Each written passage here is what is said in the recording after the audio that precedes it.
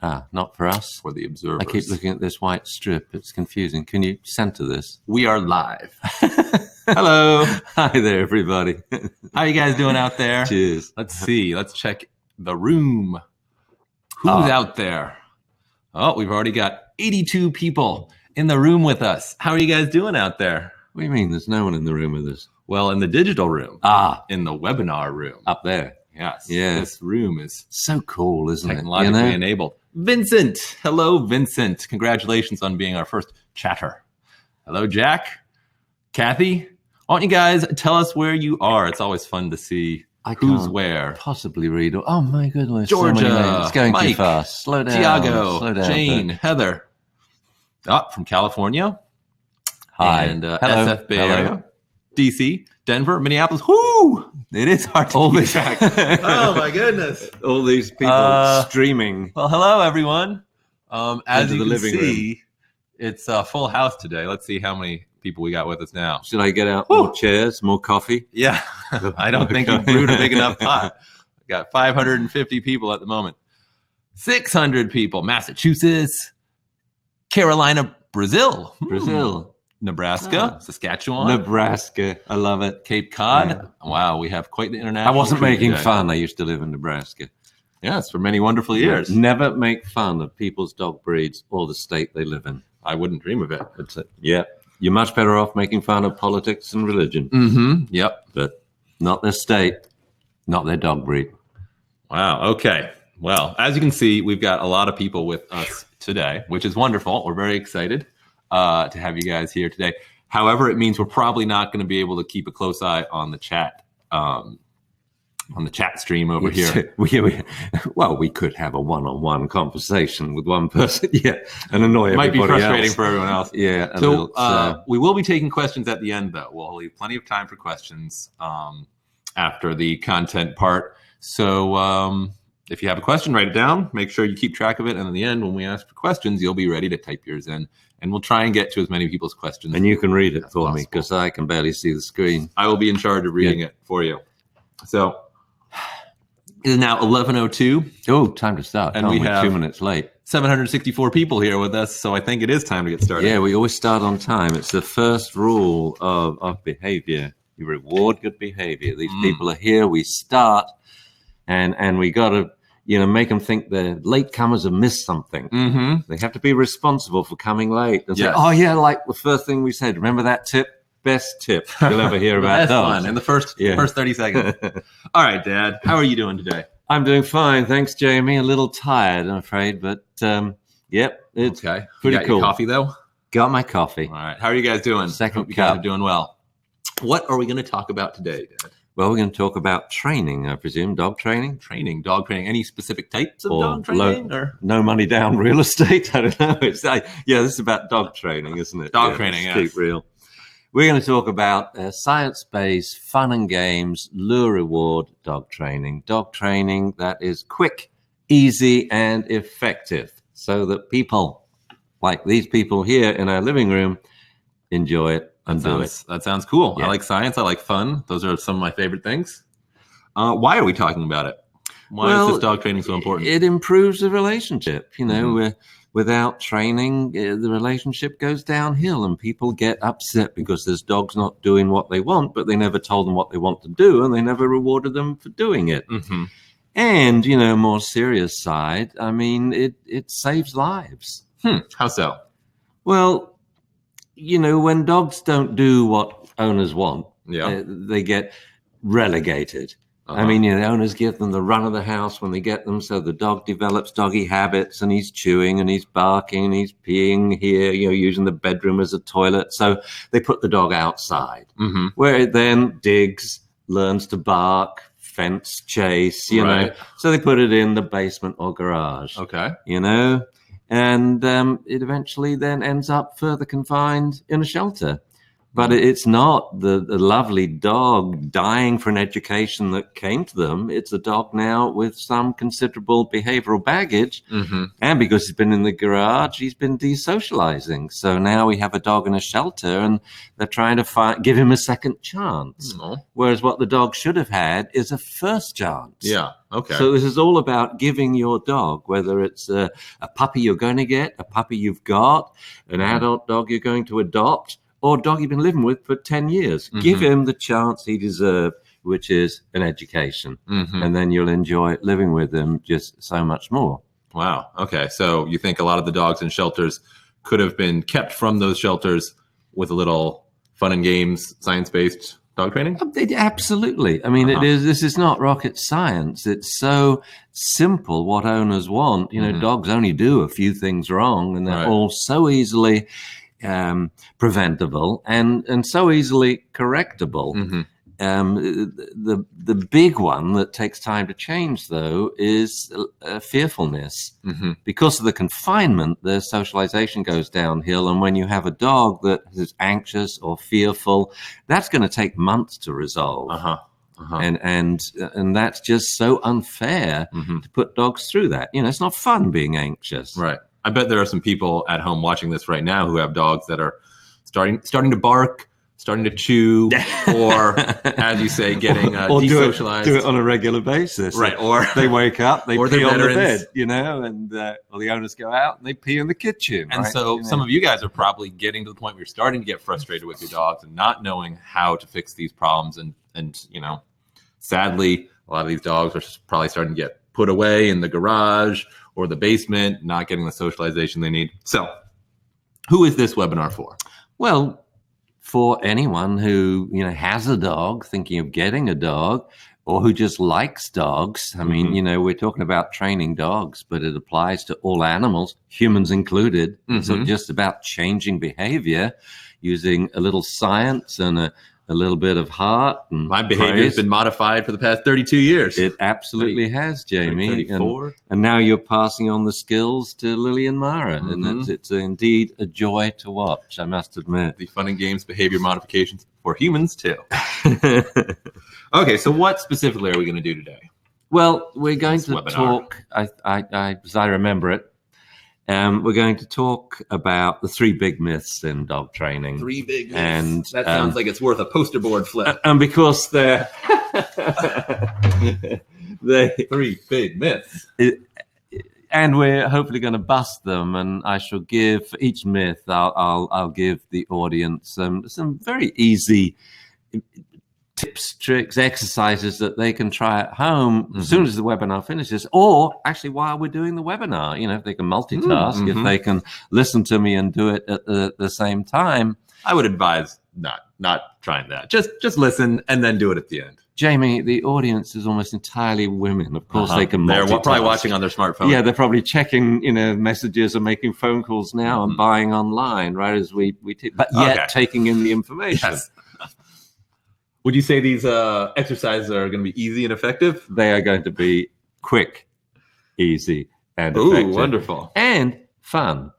Because, you know, one of the biggest things to make something effective is that it's fun to do. It's huge. And from a science base, it means you're reward training instead of punishment training. And reward training always wins hands down in terms of speed, ease, and effectiveness. I always find when I'm trying to do something, it's better if it's fun. Otherwise, I'm not very likely to do it. Yes, I know. I don't know if any of you guys are like that as well. So these are exercises that people are going to be able to do today, right? Yeah, absolutely. You're going to be able to turn around and start training your dog in a few minutes. At home or trip to the park. Yeah, sounds pretty good. Why should people listen to you? Who are you to be telling these people about their dogs? That's a point. Good point. Yeah. Hopefully you have a good answer. Well, I was thinking some of the people know who I am and have been listening to me for years. And I guess I hope that's why they continue to listen to me. They get good stuff. But most people out there don't know who I am. Well, I guess I grew up with animals. I grew up on a farm. And by the time I was 5, I had mastered a 200 chicken recall and an 80 cow recall. Wow. And my grandfather taught me, you know, precious bits of advice, like, you know, to touch an animal is an earned privilege. It's not a right. Mm-hmm. So I learned all these things like classical conditioning and positive reinforcement back then, Mm-hmm. verbal feedback. But of course, my grandpa, since he left school at 12, he didn't know the terms and the acronyms that we use today. But, I guess people are more interested in my professional qualifications. Mm-hmm. I went to the Royal Veterinary College in London when I graduated. The Royal Veterinary College. Yes, the Royal Veterinary College. How fancy. And then I came to California and started for a PhD in animal behavior at University of California, Berkeley, and then I did I've heard research. of that one as well. Yes, just down the road, in fact. And then I did research on dog behavior for about 10 years. Mm-hmm. And then we started serious puppy training. Mm-hmm. And we've trained well over 100,000 puppies. And, wow. And that gives us a good... I wish I'd made a poster board for that. 100,000, that's a number worth writing down. Yeah, we should have done. It gives you tremendous hindsight in what should have been done. We can look at a puppy at a point in time, and then 3 months later, we see the ones that got it right and are now having a great life with the owners, and the ones that failed and why they failed. And it's just very easy to work out what people have to do when living with the dog. Mm-hmm. Mm-hmm. Okay, so when you started Sirius, what was the state of dog training, puppy training? How did Sirius come on the scene? It was probably at the lowest point in history for hundreds of years. Oh, that's not good. It had gone downhill? Oh, yeah. The old way was great. I mean, my great-grandfather won a plowing contest, a straight furrow plowing contest, on a horse, his horse-drawn plow, with no reins or bridle, just using verbal instructions and feedback. Come on, got it right. Well, good horse. And that was the way, all this stuff that we think is so new now is actually so old. Talking? It's new again. Yeah. But talking to your dog. You're right. Verbal feedback has disappeared from dog training. Revolutionary, cutting edge stuff. And that's what I want to bring back. Talk to your dog. But, Conrad Mose came in and put the dogs on leash, didn't train them until they're adults, no instructions what to do. They just jerked the dog for getting it wrong. Doesn't sound very fun. And so I went to classes in the 70s because I was thinking of getting a puppy. And first, it just didn't make sense to me. There was no rhyme or reason. They weren't taking into account, the dog's point of view, how dogs learn. It was just methodological. Do this, have a 6-foot leash, step forward on your left foot, now jerk, don't give the command twice. And all these rules that did not make sense in terms of teaching your best friend. It was more like how to deal with your adversary in the training arena, Or programming a robot. But from the view of a scientist, the methods were not very effective, and so they were time-consuming. The methods were complicated, and so they were time-consuming. And so, you see, this is not what owners want. No. You, me. I want it quick, I want it fun. And easy. And easy. Quick and easy. Yeah, and fun. And so it was a very interesting time because I was lecturing about this stuff, but what I was lecturing about was about nothing that was done in dog training classes. I wouldn't do that. I don't have the time to spend 3 years in class training my dog just to do a 1-minute sit stay. I want to do that in one session, Yeah.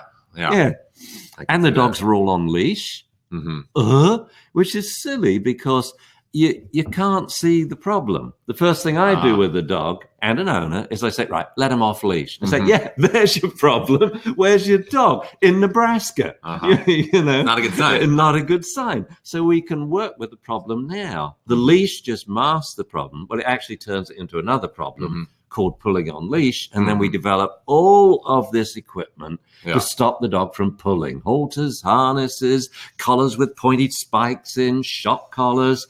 Whereas in reality, you just have a dog that doesn't want to walk next to you. And I can prove it by cutting your leash. Where's your dog? He's sniffing another dog's butt over there, which is something we should reflect on. You're here, the owner, but your dog went, do you want to walk next to the owner's side or sniff another dog's rectum? Rectum. Well, hey, don't knock it till you've tried it. We're getting off Actually, track. now that we got a 15-month-old baby, I'm frequently sniffing butts. Oh, don't. Is that a poop? Is that a poop? I used to use Omaha, my Malamute, to sniff yours. He used to do the butt check. I said, that's good outsourcing. Does he need a change, Omaha? No, he's clean.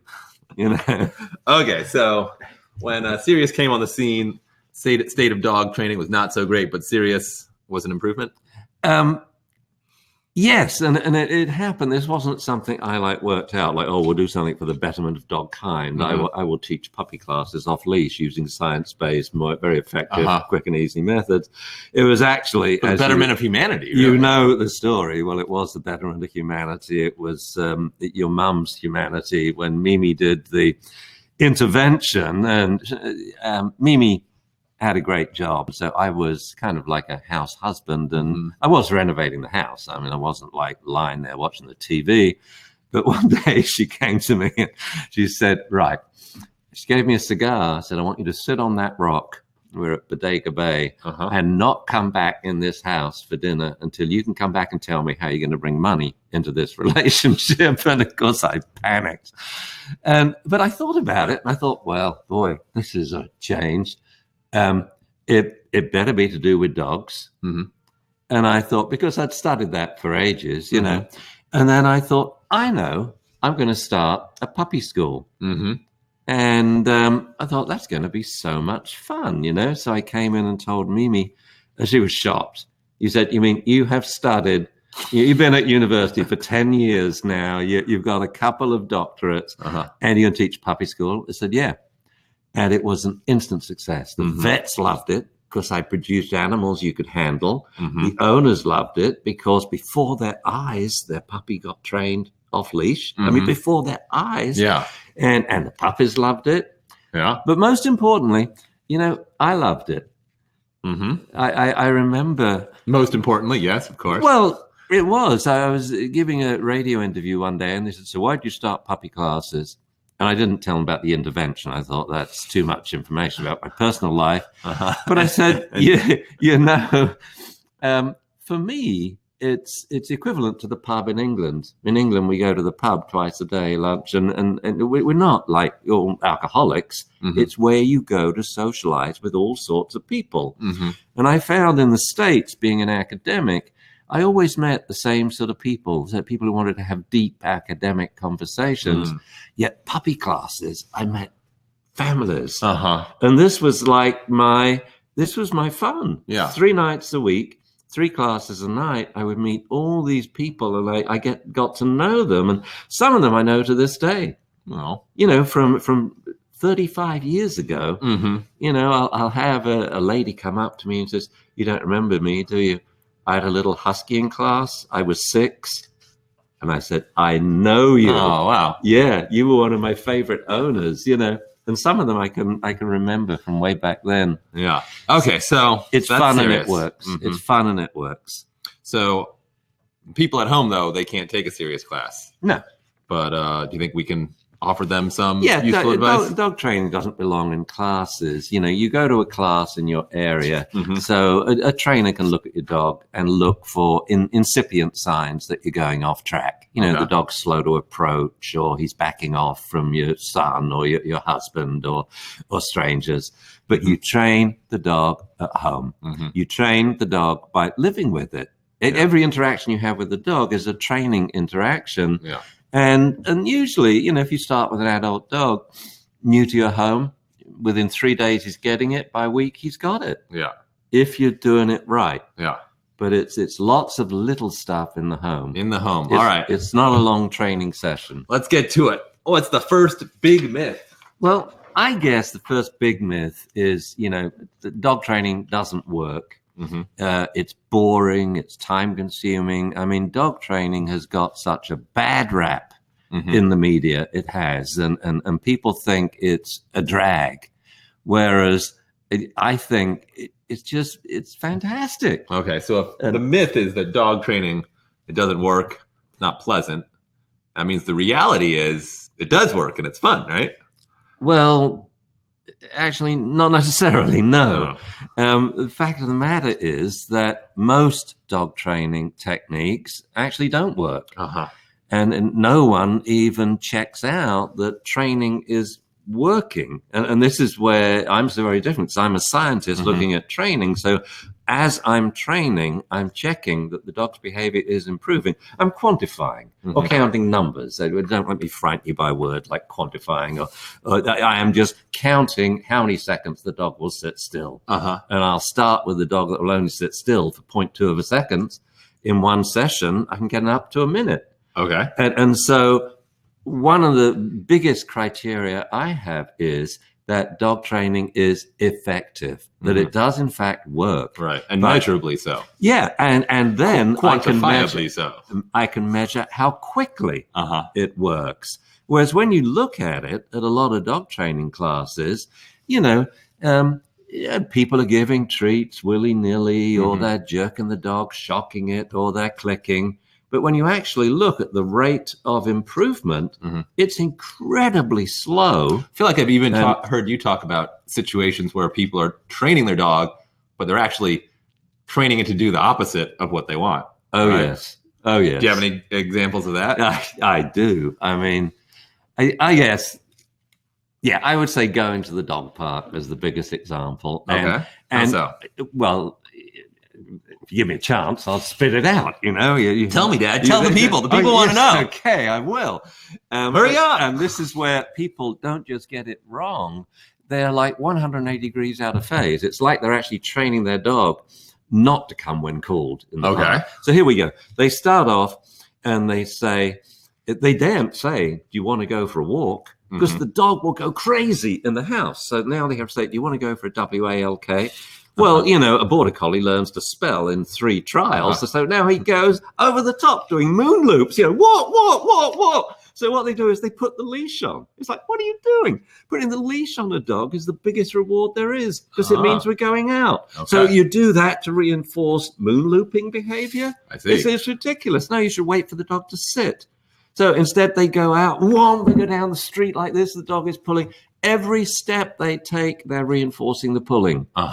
Then they get to the park and the dog's bouncing, pulling, twisting, and they just take off the leash. It's insanity, And why is that insanity, the taking off the leash? Well, the dog should sit before you put it on. When you're walking, he should sit every couple of yards. So we're engaging with him. So we're focusing. So sit, walk, sit, walk. Now the walk reinforces the sit. When we get to the park, we should sit again. Before then going you get your dog under control. Then you go in. Then you sit. Well, the point is, you see, all the things which are exciting the dog, so he's uncontrollable, and now rather than being distractions or excitants, they're becoming rewards we can use to train the dog to walk calmly to the park, to sit to go into the park, and to sit to have his leash off. But that's not what's happening. No, and then they ignore the dog for 30 minutes while he runs around like a banshee, sniffing every dog's butt in the place, chasing them, humping them, and setting up the biggest distraction to training you could ever have, a dog park, And then they say, Rover, come. And the dog says, no, I'm sorry. You're boring. I live with you. I'm having the time of my life. I've never met so many rectums to sniff, And so the dog doesn't come. So then the owner, it gets even worse. The owner says, come here. He shouts at the dog, come here, you son of a female dog. So the dog says, I don't think so. I said, we have talked about this anger management before. And I know if I come to you, you're going to put on that leash in the play session, and you're going to maybe grab me and say, you bad dog, don't you ever do that again? And the dog says, no, I won't. Every time you say, come here, I'm going to stay away from you, So that's not the ideal way to lure a recall. Wrong. I'm curious, has anyone at home, does that resonate with anyone? Has anyone accidentally trained their dog to be hyperactive going on their walks? Yeah. Has anyone pull on leash, trained their dog to not come by failing to engage at the park and getting the dog to come and then going home? Does that sound familiar to anyone out there?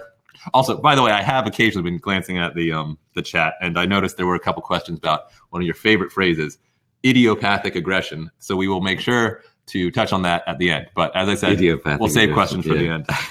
So if any of you have been having trouble with that kind of like out of control behavior on the way to the walk, how about iatrogenic aggression? Okay, we can save that for later as well. Yeah. That one's new to me. Well, it means essential for later. for You'll later. I'll tell All them right, later. at the end in the question session. Um, Write down iatrogenic. I'll write it down. So, for these people who have accidentally been training their dog to not come when called, I bet they would like to know how to train their dog to come when called.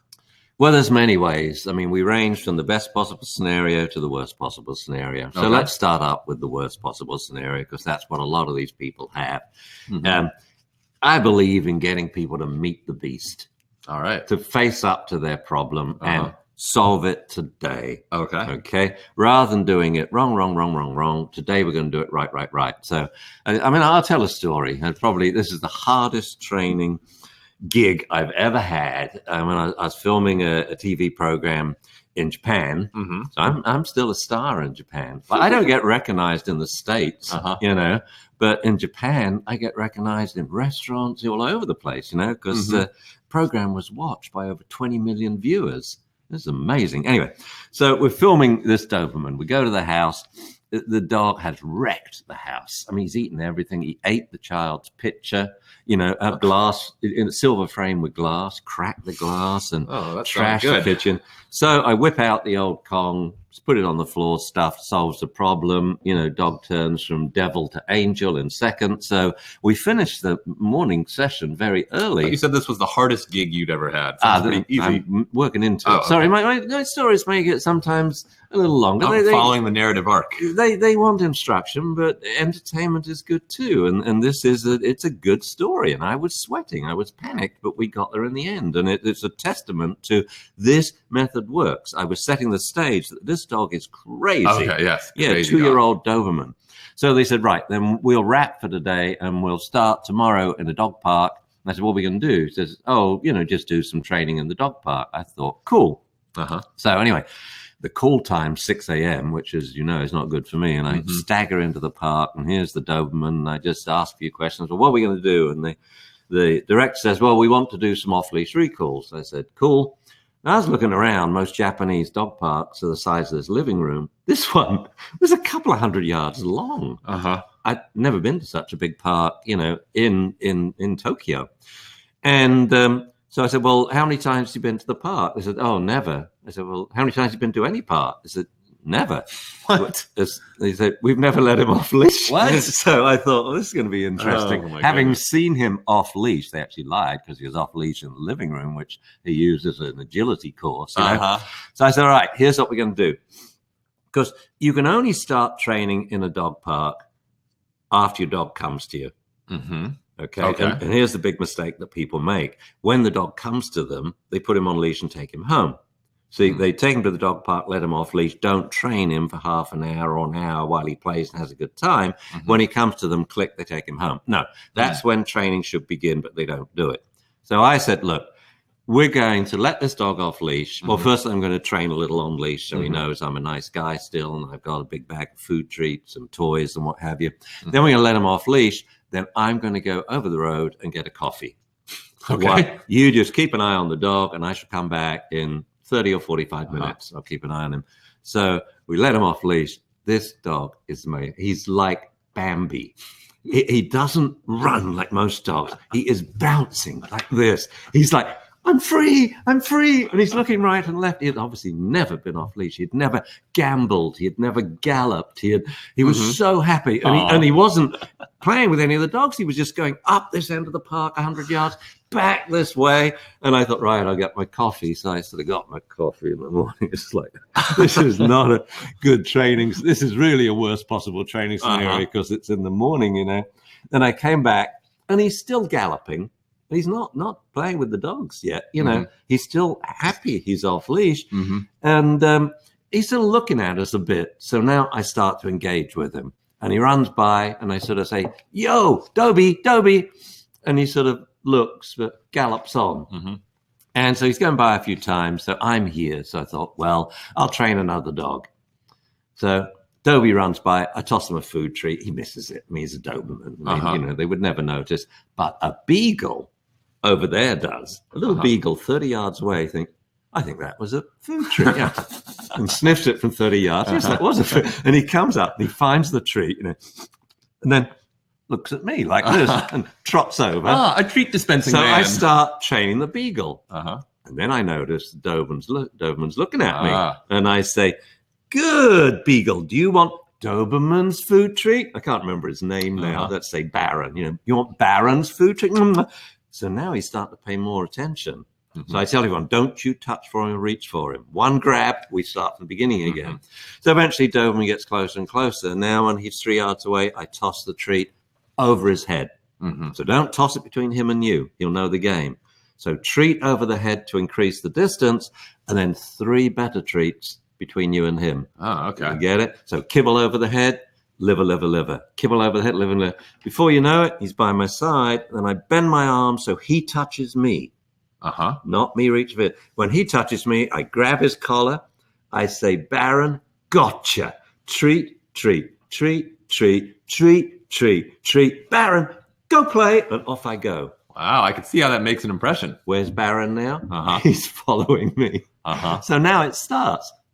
Come here, good boy, treat, back up. Come here, good boy, treat, come here, gotcha. I always say gotcha when I got them by the collar, and then treat, treat, treat. Right, but now he's gotcha's learning. A good thing. It's a good thing. They love getting got. And grabbing the collar is a good thing. Then I say, go play, and ignore him. So I disengage. And after a while, he wanders off a bit. I just let him go about 5, 6 yards. I say, hey, Baron, come here, pup, pup, pup. And I back up. Yeah. And he comes in and sit and collar and treat. That's what you now do all the time in the dog park. Don't let the dog play unattended. Engage with him. Integrate little training interludes into the play session. And then the play session becomes a reward. You see, every time you say, come here, sit, gotcha, you can then say, go play. We don't need treats anymore. Oh, yeah. Because go play is a much bigger reward than treats. So that's the worst possible training scenario, but it works in one session. Right. I can see how that could be useful for people at home who, have their dog and, as you say, the worst possible training scenario. Is there, when they're going to the dog park, a better possible training scenario? Yes, of course. I guess if that's the worst, there must be many better ones. Yeah, I mean, we have the worst, and then we have the best. Okay, so for people who don't want to meet the beast, not everyone's a meet the beast kind of person. Yeah, and for people who may not go to dog parks or may not walk their dogs, training begins in the kitchen. Oh man, we got to take down our little thing that says good dog training works and it's lots of fun. The good dog training. This is pretty high tech. Yeah, I've got to make sure I'm using it. I would have thought we have graphics that flash on the screen, boom, good dog training works. Back to our easy and effective exercises that people can try at home. How do you want people to... In the kitchen, you reduce something as complicated as a recall through distractions to something very simple. Okay. 1 yard recall and sit. Take the collar, give a treat. In the kitchen. Just 1 yard? One step. Doesn't hardly seem worth it. It does, because what's the most important part of a recall? Let's say you call your dog and he comes 90 yards, and when he's 2 yards from you, he goes off to sniff another dog. Yeah. It's the end of the recall that you want to practice. The last few steps and gotcha. The gotcha. So it's one step. Come, sit, collar, treat. Repeat it in your kitchen. Don't feed the dog out of a bowl. Hand feed him. Kibble in training. Come, sit, collar, treat. Come, sit, collar, treat. I know what people will say. There's going to be a lot of people who say, but my dog's not interested in food. And that's a different thing. We make him interested in food, but the point is, if you don't feed him out of a bowl and you only hand feed him, soon that food will become equated to a treat. So, I never got that question, because it seems like if you don't, as you say, if you don't feed your dog from a food bowl and you use the food in training, all dogs are going to be food motivated eventually. Well, on the one hand, they buy a really good quality dog food and the dog may turn up his nose. He's not hungry that day. So then they feed him junk food treats. Right. And the dog says, I love sugar, I love fat, I love salt, so now he's turning up his nose because he can get something better. And this is a case where good dog training works, and it's a lot of fun, especially when the dog trains you. And when you look at animals training people, when a cat trains a person, it's unbelievable. But anyway, back to the recall in the kitchen. I mean, a cat can train a person to shop at 3 a.m. for better cat food. We'll save that for our next webinar. Yeah, cat training 101. Human training. So anyway, in the kitchen, you start with a one-step recall. Come, sit, collar, treat, then 2 steps, then 3 steps, then 4, then 5. Now in different rooms of the house. Okay. Then you do it from room to room between different people. The dog's running from. Then you do it go to. We change it into a game. go to Gina, and then Gina calls the dog, and then says, go to Kyle, and then Kyle calls the dog. And so now the recall becomes a fun game, which is very useful, because now if we lose Kyle, he's wandered out the front door, and we say, hey, go find Kyle, and the dog can track him down. All right. So if any of you guys at home are having trouble with your recall, you can fix that today. The first step, or often have people you lose. Or often have people you lose if you need a search and rescue, a personal search and rescue dog. The first step, though, get rid of the food bowl, because all of this training that we're going to be talking about today works so much better if your dog is interested in the food. And so you're going to start just in your kitchen with a 1 yard come, sit, collar food treat. Yeah, and the point of the collar is to prove that you could grab the collar, and to teach the dog that grabbing the collar is a good thing, because it's the number one reason why dogs bite. Right. And even if you do that one exercise, a one step, you'll have a different dog. You'll have 20, 30 times a day. It will make a world of difference. So if you have trouble with recall, please do this today. As soon as this webinar is over, give it a shot. All right, let's get to myth number 2. That would be, I don't have the time or the skill to train my dog. That's correct. The perception that people have is that training takes a long time, it's time consuming, and it's complicated.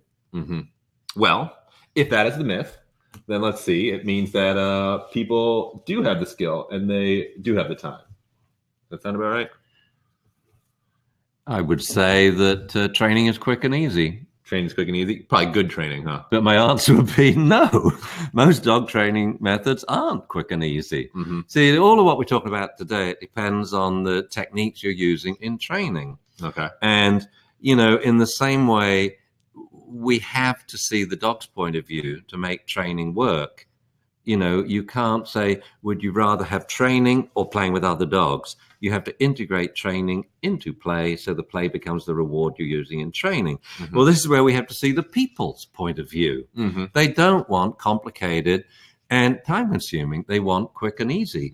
But the sad fact is most training techniques out there are really time-consuming. Anything that involves a leash, for example, because you're changing training from a quick and easy technique off leash to a 2-step method. First, you train the dog on leash.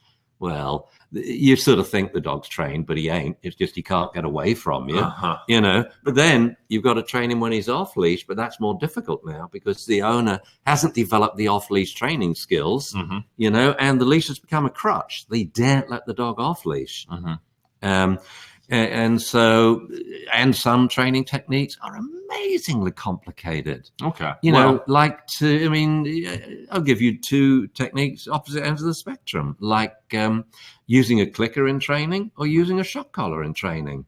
To understand how those 2 things work and to use them effectively, I would say less than 0.01% of people use clickers or shock collars effectively in training. 1 in 1,000. Yeah, the 1 rest, in 10,000. Yeah, the rest are essentially just giving treats willy-nilly or clicking this and that, or they're shocking dogs willy-nilly, and which is not punishment by definition. It's just abusive. Okay, but the point is, the whole thing takes forever to do nothing, and it's complicated to understand.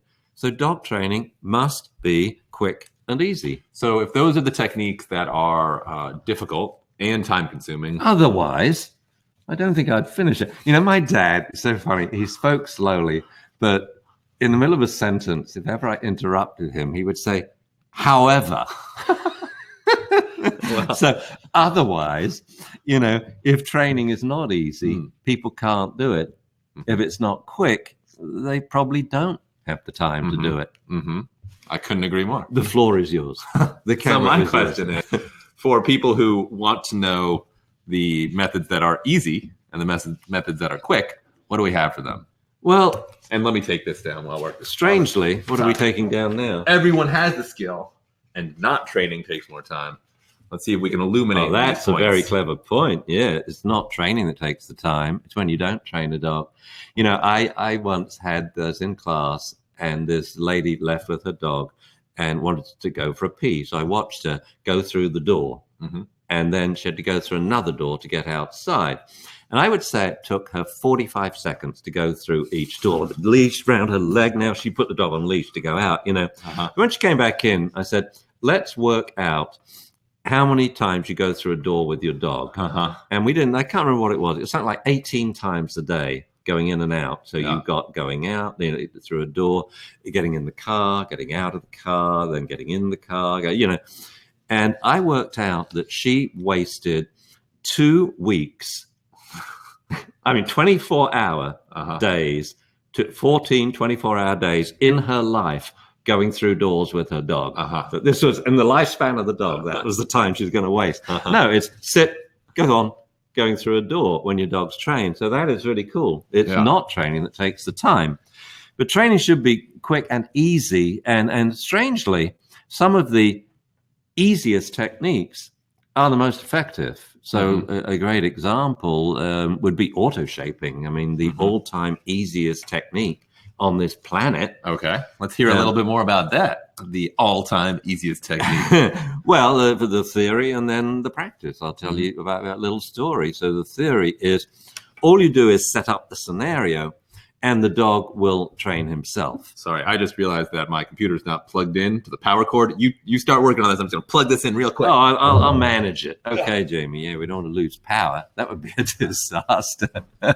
Oh, we're down red lining. Red lining. The clock is ticking. 5, 4. Oh, so, as you were saying. Yeah, and so basically you set up the situation and the dog all but trains itself. Auto, meaning self-training, shaping. And so you can auto-shape house training, you can auto-shape chewing. And the story I was going to tell was about Claude. Remember our lovely Claude? I remember Claude. So Claude was a sweet beast. 110-pound rot hound that was going to be euthanized for biting people and just nipping people. I mean, but that's what happens. People are scared about reactivity, whereas I look on it as proof of safety. The dog has bitten 3 people and they aren't in hospital. Well, he didn't really mean it, did he? Right. So he's got bite inhibition. Claude didn't even break the skin because he had bite inhibition. So, we adopted him. Well, I noticed his stomach was shaved. And so being the astute dog trainer and veterinarian that I am, I said, oh, his stomach's shaved. Was he had an operation? No, it's like he's been spayed, but he's male, so, And they said, yeah, he ate a basketball. I said, what, a little toy basketball? No, a real basketball. I said, you are kidding me. I thought, oh, dear. So anyway, we get Claude home. And we had another little altercation in the car. We won't go through that. It's irrelevant, but it's hilarious. I rode across the Bay Bridge with my arm, petting him. We're in a truck, my arm through the window to the truck thing. But he had come through his head. So here he is, this dog. He's just bitten me 4 times. I should have added that in when we selected him. His head's here. I can't move for 8 miles. We ride like that before we can get him out. Anyway, so we get him home. So I look at, and we groom him with a Zoom groom, a sort of rubbery plastic toy, put the Zoom groom down. That was it. It's like chewed it. This big, right? It's this big. Jesus. Chewed it up and swallowed it before we could stop him. So the next few days, I'm going through his poop until we could piece the whole thing together. But this dog was a serious. That sounds dangerous. Yeah, I mean, it is. Chewing non-chew toys is a very dangerous habit because it's life-threatening, And he ended up having, I think, 4 gastrotomies in his life, for eating stuff. Not our fault. They were all other people giving him stupid stuff. But anyway, so I thought, well, I'd love to hand feed him so he likes me and doesn't bite me anymore, even though they didn't hurt. But I thought, no, it's all got to go in chew toys. We picked Kongs. And there's a lovely picture in this book. I don't know whether, why don't you see if you can find it with Kong doing his testimonial. So we got Kongs, which are chew toys made out of rubber, and they're hollow. And stuffed them with food. The only food he ate came from Kongs. And I guess it took about 4 days where now all he ever wanted was a Kong to chew on. And that's important because it's the added benefits. It's great to teach the dog to be calm, to lie down, to give the dog a hobby. And you not find it. It'll be in the... I found a couple nice pictures of Feeney, I think, with a No, Kong. we don't. We want... a nice one. You talk to them, I'll find it. It's not important. So use the chew toy, and that resolved his chewing problem? There. So... There's Claude, and you'll notice he has a massive basket of toys around him. And I actually loved his testimonial, which I wrote in the book. My name is Claude. I'm a Kongaholic. Hi, Claude. Welcome. Kong saved my life. I used to eat basketballs, which had to be surgically removed. Messy, dangerous. And he goes on. And he did. He became a Kongaholic. He could not function at any time. He'd wake up, he'd get a Kong. We'd come home, he'd get a Kong before he greeted us. Better than getting a basketball or a Zoom groom. Or anything else around the house. This house actually used to be the testing place for the two major manufacturers of dog chew toys, two major companies. And we tested them with Claude, very close. He failed 95% of toys instantly. Bye. That was it. And I would write back my report to the companies, and 50% of these toys are on the market now. I deemed them, these are dangerous. Dogs will eat them. Any big dog, any mastiff, any pit will they're dangerous. So if anyone at home has one of these dogs that has a destructive chewing problem, how do they stuff a chew toy? How does that work? Well, from his normal kibble, you don't feed from a food bowl. You probably hear this once or twice in this webinar. Instead, you first put in dry kibble into the Kong or a biscuit ball or a squirrel dude or what have you, and you put it on the floor. And as soon as the dog touches it, kibble falls out. So now the dog is getting engaged with the ball. He noses it more kibble, which rewards him for nosing it. He noses it more. So now we moisten the kibble and put it in, or a bit of honey, a bit of peanut butter to make it sticky. So it takes longer to get out. End of the day, of course, in the morning, if you're doing these type of things, using food in training or food in chew toys, you weigh out the food in the morning so you know exactly how much he's getting. At the end of the day, you put the food in water, moisten it until it turns to a sort of gooey paste, spoon it in the Kongs, put them in the freezer overnight, and there's his breakfast in the morning, Kongsicles. All right. And a Kongsicle will take probably about 35 minutes for the dog to empty. All the time he's lying down, and every bit of food that comes out, reward him for what he's doing. Well, he's chewing the chew toy, not your furniture or eating basketballs. He's lying down. He's not running round the house. He is being quiet.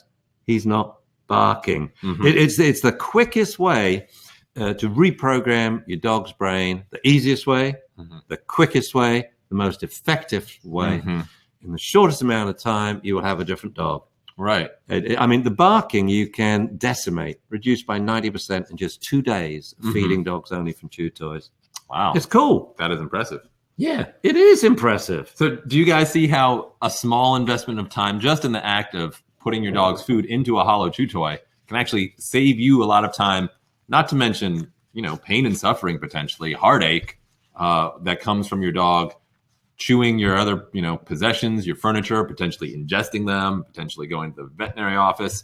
So it's a great example of where a little smart dog training actually saves you time. Just, pick and one, requires no skill. One annoying behavior, barking. Say you have two annoying little dogs, a Dachshund and a Cocoa Puff or something like that. And anything that happens, a bird lands on a tree 3 blocks away. We now have a very clear instruction to the dog rather than saying, shut up, and so the dog, whoa, she's barking back. Whoa, a barking contest, Instead, we can say, dogs, shush, get your Kongs. And so now the instruction, instead of using a nasty punishment, which usually isn't a punishment, it's just abuse, punishments would be cool if they actually worked. But if you continue punishing, they're obviously not working. So instead, we are very positive with our instruction. Shush, get your Kong. And it's something they enjoy. Yeah, absolutely. It is just going to change the dog's behavior repertoire within a matter of days. So if any of you are having trouble with your dog, especially issues that are happening at home, especially issues where the dog's unsupervised, this is the perfect thing to do. As we said, get rid of the food bowl. what you need to do is feed your dog their regular food from hollow chew toys. Maybe a little later, I'll grab an example and show you what one of these Kongs look like if you're not familiar with it. It's our favorite, but what you're looking for is durable, hollow chew toy, and just put their kibble in it, give it to the dog, and you're halfway there. It will, as you said, decimate unwanted barking, destructive chewing, problems like that. All right, let's get to myth number 3. Are you reading the chat? Yes, I was reading that question. Don't answer their questions. I won't. Saving that till the end. Lady with a cattle Myth dog. number 3. My dog can't be trained. Now, I mean, they'll give a number of reasons. Wait, let me guess. If the myth is my dog can't be trained, that means then the reality is my dog can be trained. Yes. Of course every dog can be trained. I got one. Yeah, you got one right. You think my ratio...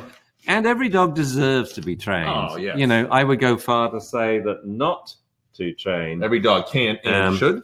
Is humane, and probably one of the big inhumanities that we do to animals, that we don't educate them, so they don't know what the rules are, so they break rules they don't know exist, so then we get frustrated and angry and the dog gets grief. It's not fair. Training is think of training as teaching animals ESL. English as a second language, educating them what to do, and then motivating them to want to do it.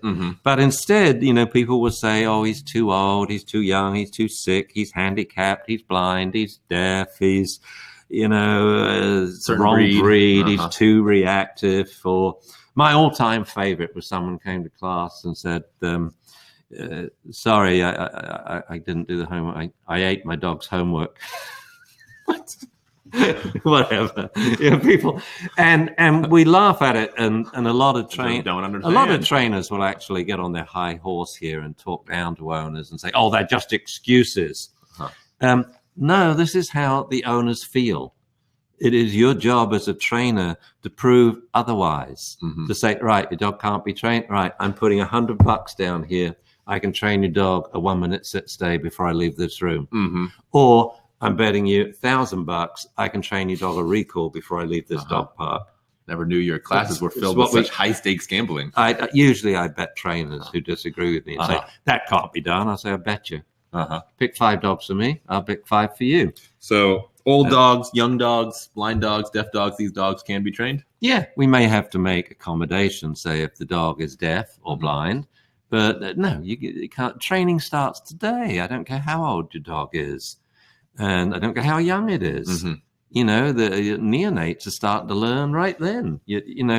We can't teach too young or too old. And the breed stuff really annoys me because I cannot stand articles that rank breeds in terms of, say, intelligence. Number one, it's the wrong thing because dog intelligence is very different from human intelligence. It should be ranked in trainability. But even so, it damns so many dogs because they say, I'm going to get a border collie. Why? Because they're so smart. So, I don't need to train him. So dog doesn't get trained. Or, I got an Afghan. They rank bottom on the chart, so I'm not going to bother training them. And other dogs too. And it's, no, of course an Afghan boom can be trained. And they will excel in some things like a recall. They'll certainly beat a Mastiff or a Beagle waddling in. But we could speed that Beagle up. And an untrained border collie in your house is probably one of the biggest nightmares you don't want to have. So if any dog can be trained, what have been some of the situations you found yourself in where you maybe questioned that? Like, have you ever been in a situation like, well, maybe this is not a workable scenario. Maybe these dogs can't be trained. I'm going to say something, Jamie, which, I never usually say when, we're being filmed. But it's the truth. I'm actually not a great dog trainer. Oh, yeah, I knew that. No. There are probably a good 100 people listening to us out there who are much better at training dogs with me, more patient, more skillful, better at refining behavior. I do have a certain number of skills. And one is I have no shame. I don't mind if a dog makes fun of me or disses me. I don't even care if he disses me. I'll diss him back. I'll diss him back with sarcasm. I say, you call that dissing? I'll show you dissing, buddy. Okay. Hey, see this treat? Lovely. Or even better, see this treat? Give it to a beagle, So I don't mind if the dog gets it wrong. I consider that another learning opportunity because, you see, if the dog's not getting it wrong and you teach him what's right, neutral, and he gets it right. It's much bigger learning if he's getting it wrong. Mm-hmm. And then he gets it right. The dog goes, oh, you mean when I run around and bark, you really want me to go to my bed, settle down and chew my Kong? Good dog, and praise. But the other thing is I never give up. Okay. And the only time where it's not that I've given up, I've never approached the training, is I can just consider the dog too dangerous. He's killed people or he's mutilated them. I just say, I don't see the point. You're not going to teach this dog bite inhibition. Right. So the risk is always there.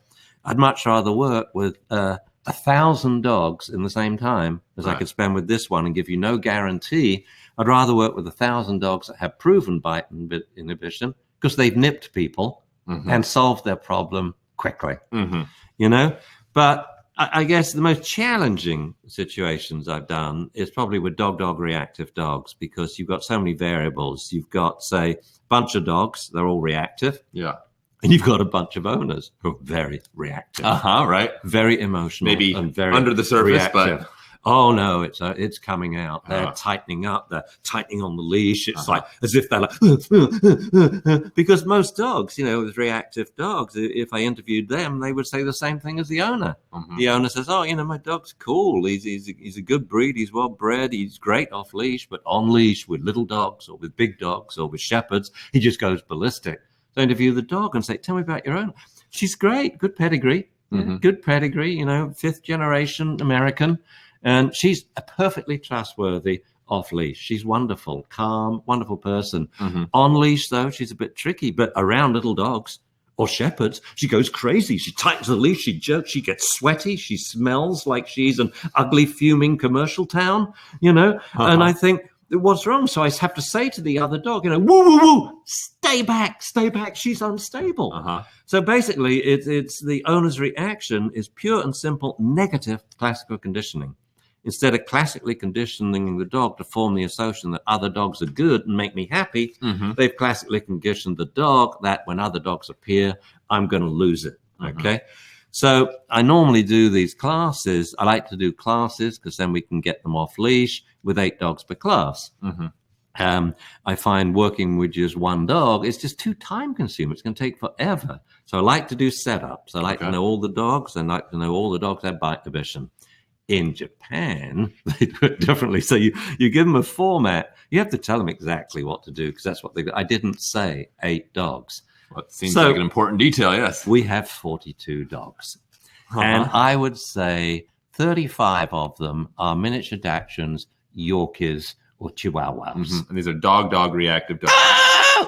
Well, no. One of the Goldens also bit people. Okay. He nipped me before I realized, and I said, and you should say, check they don't bite people too. So we got 42 dogs in a room, and they billed it as the bad dog class, which I didn't like. So I showed you, no, it's not a bad dog. He's just a dog who's a human who's unintentionally trained to be reactive by giving the wrong feedback. Okay. By not acknowledging that this will begin to happen at 5 to 8 months, and they should have prevented it at 3 months. They should continue preventing it until the dog dies, because there's nothing like dog reactivity to ruin the dog's lifestyle. No off-leash dog parks, so now on-leash walks. Soon, no on-leash walks, And so we got 42 dogs. So essentially what we did is a process called all-or-none reward training. Okay. Because these dogs are not going to pay attention to you. Right. So you can't lure them. They're more interested in the other dogs. So I say, stand still. So all the dogs are on leash. We've tested that in their fights, they've never harmed another dog. We spread them out. Stand still, offer a treat. So this is the first temperament test. Offer your dog a treat. Yeah. Will the dog take a treat? If he doesn't, he's too stressed. So the ones that aren't taking treats, I move over this side and say, keep offering a treat.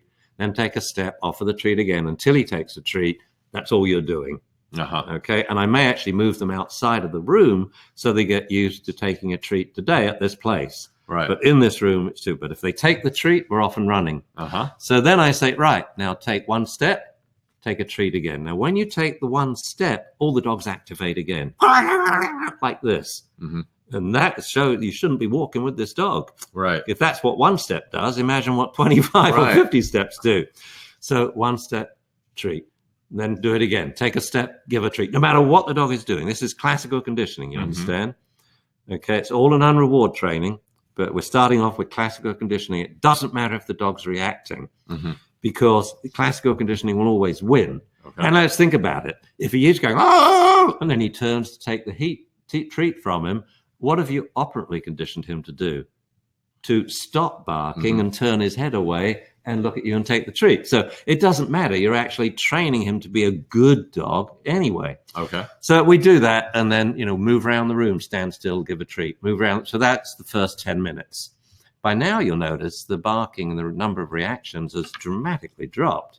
And the dogs are beginning to look at their owners. Now I say, right, look at your owner. Look at your dog. When I say now, look at your dog and answer the question, is he being good or not good? Okay.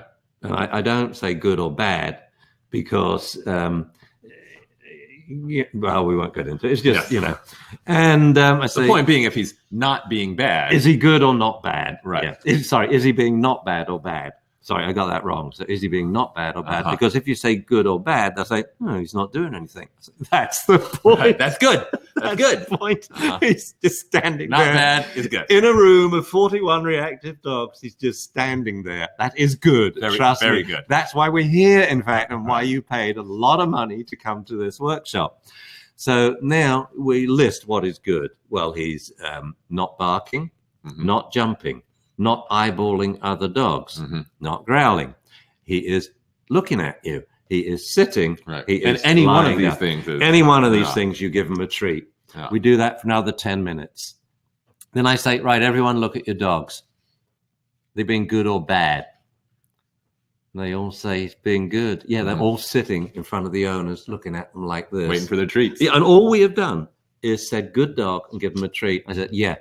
From now on, you're not in the bad dog class. I didn't like that name. You're all in the good dog class. Yeah. So all I'm teaching them is, systematic observation and systematic feedback, because the biggest human foible we all have is we take the good for granted. There was no traffic going to the training center today. Yippee. There was no idiot on the road. There was no really annoying person at the training center. We're not currently experiencing internet connectivity issues. That's it. Yay. As soon as anything goes wrong, oh my God, that stupid person. Yeah. So we take the good for granted and we moan and groan at the bad. And it's the biggest human foible we have. We take good dog behavior for granted and we react when there's bad, including when the dog reacts. So we pay attention to the bad. We're unintentionally training it in because we pay attention to it. So for people who want to use all or none reward training at home today with their dog, maybe their dog's reactive or has some other issue, any tips that would kind of be different from in the not bad dog class? Yeah, absolutely. No food ball. We'll come back to this again. No food ball. The biggest advice I can give to any dog owner or dog trainer, and in fact, I gave it just last night to my Uber driver. What do you do? Oh, I do this and this and this dog. I'm thinking of getting a Sholo. I said, wow, they're really neat dogs. Yeah. And I knew he had an 8-year-old daughter. We've been talking about her, and he had a wife. And I said, well, let me give you this little piece of advice. And it was, weigh out the food in the morning. Don't use a food bowl. Weigh out the food in the morning. Use it as lures and rewards in training as the day goes on. Come sit, treat. Come sit, treat. So now we're phasing it out as a reward, but we're still using it as a reward. Now 5 one-step come sits and a treat. Then heel sits. And then a 1-second down stay. Then a 5-second down stay. Use it as lures, rewards in training. And at the end of the day, moisten it, turn it to mush, stuff it in kongs for kongsikles in the morning. And you will have a different dog. Right. And what we're teaching them is pretty much systematic or representative observation and feedback. Okay. And so don't dwell on the bad things your dog does. He chews this, he chews that. If this is wrong, what is right? What would you like him to chew? Don't dwell on the fact that he jumps up on visitors. Think, how would you like him to greet visitors? Wearing a tuxedo, standing on his hind legs with a silver tray and a glass of sherry? Sounds good. How about sit? Yeah. So focus on what you want him to do and use the food to reward him to do it. which the dog will now perceive and love as a treat because you're occasionally hand feeding it rather than giving him a mass of kibble in a bowl. So at the not bad dog class, you talked about just this all or none training. They just stood there and gave their dog a piece of food. Could people try that at home? Absolutely. That would, even though there's no other dogs around? You know, dogs get so used to us doing a routine, which is mainly ignoring them. Okay. And I'm a culprit of that. And as Zuzu's getting older, I'm sort of conscious of the fact that this may be the last year or few years or last month. And so I'm changing it. So last night I went through, I was very tired, you know, from getting home, and I went through my routine of getting the paper from my neighbor. And, but this time we went in so Zuzu could have a little play with my neighbor. Broke the routine, came here, sat down, and I always massage her before I read the paper. So then I cross my legs, the signal, lie down while I read the paper. And I really want to read the paper, you know, because of the sports. Yeah. And anyway, so she lays down, and then I stand up. Oh, you broke routine. I broke routine. And she stands up and looks at me, and I just looked at her. And she did things. And I said, "Good girl, Susie. Good girl." And she did all sorts of stuff. She laid down. And she sat up. She wasn't used to that attention at that time. And then she went to get a Kong. And she threw all these behaviors at me, like, "Why are you standing up?" And I kept saying, "Good girl, good girl." And, you know, there's so much the dogs are doing right. And, of course, the big thing is when they are lying down peacefully, take the time to go over and say, "There's a good dog." It's like, I remember when you arrived in the house and 3 days old, you know, I took you from your mum and turned on the music, zapped up the volume. Poor old Mimi said, "What's going on?" So I'm just conditioning to the music. And so turn it down a bit. So put you down, got you to sleep. And then everyone's like, we had people around. "Shh, Jamie, fall asleep." And I then go in and say, "What are you doing going on?" I said, "I'm just going in to talk to him. He's asleep." That's the point. I want him to sleep and get used to me coming in, closing the door, talking to him in his sleep, you know. And so when your dog is lying down, you know, go over and say, "There's a good dog." And don't ignore your dog when they're being no. And look at your sleeping dog and just dwell on it for a moment, because at the end of the road, you know, we all grieve, you know, for dogs that die, but for dogs that die tomorrow, they're alive and well today. Never forget that. And that's what you think about, and you'll stroke that dog in a way you never stroked him before, because you're looking in his eyes and you tell him things like, "I love you." You're going to make me cry, Dad. Yeah, it's okay.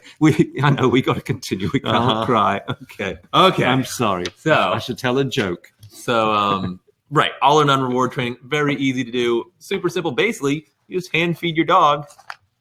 And you don't ask them to do anything. You just hand feed your dog a piece, of kibble. But the whole point of this was to get the dog to engage, whereupon now you can change to lure reward training, the quickest, easiest technique once there you is have their available. attention. So now we're really going to use some really good simple science to teach the dog. But you couldn't do that previously if the dog has his backside turned towards you, or if he's 25 yards away in the dog park. Right. So this all or none works really well for the distracted dog. To keep what you want to do there is to turn your distracted dog into one that sits and looks at you. Okay, so I'm hoping that you guys at home got some useful information so far. I hope so. 3 useful exercises. Took me 3 cups of coffee that you guys can work on today. Get your dog to come when called. Get your dog to eat their food out of a chew toy, become a chew toy-aholic. Yes. And resolve, barking, destructive chewing, all that. And then all or none reward training to capture your dog's existing good behavior and not ignore your dog when it's being good. But of course, this is just the tip of the iceberg. We bet. We have a lot more ideas we would love to share, but I'm guessing, for some of you, we were hoping to reach out to some people who aren't familiar with our training methods. And so for some of you, maybe this has been a lot of information already. So I'm wondering if you guys would be interested in a special offer just for you today. What do you think? You think they'd like to hear? Would you guys like to learn more? Of course they Possibly. would. They've probably been listening to this. Like, when will Ian forever shut up Uh-huh. so we can get down to the Get to the nitty gritty? special offer. Isn't this meant to be a webinar? Or? It is. Anyway, It yes, is, and of we course do they're have. interested, Jamie. We do have a special I'm interested offer. too. I want to know what the special offer is. Well, the suspense is nearly over. Mm. We have put together a new product that we're hoping will be very useful to regular dog owners.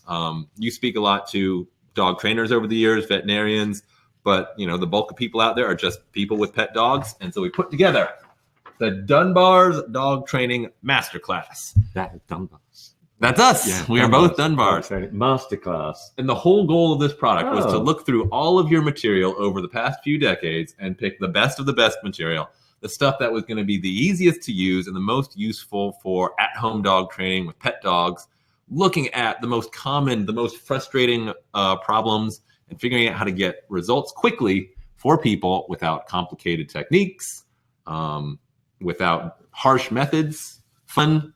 And then we're going to use, of course, science-based solutions. So we know these methods are effective. They're quantifiably effective.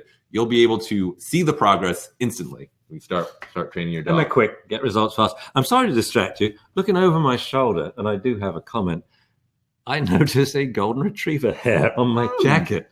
So I'm just removing it. Anyway. Zuzu will have questions about who you've been cheating on. This her is with. actually a good idea. Yeah, most of the information we offer it's just too vast. It's like other websites. It's just a mass of hours and hours and days of information, video and what have you. So yeah, we put a lot of work. I like this. Into curating. You did? That's brilliant. Your copious material down to cutting out the stories and get down to the nitty gritty. Cutting down all the stories, but definitely focusing on solving problems easily and effectively. So you're probably wondering, what sort of topics are we talking about? Barking, I bet. There you go. Top of the list. Survey says barking. So yeah, we asked. I could have just read the list off without looking at it. We asked our our existing students and our fans what were the most frustrating problems they were having, and then we wanted to we pulled clips and elements from our courses to answer those problems. And so we've got barking. We've got, how do you reduce unwanted barking by 90%? How do you get your dog to greet people politely by, as you say, sitting? Get your dog, we talk about it today, come when called, not just come when called, but really want to come when called because they want to be near you. And that's it really is a reflection of the relationship that you call your dog and he doesn't come. Right. And that's kind of the basis of a lot of this training is we're helping you build a relationship with your dog where your dog is motivated. They want to do what you want them to do because it's been fun. It's a part of this fun training experience.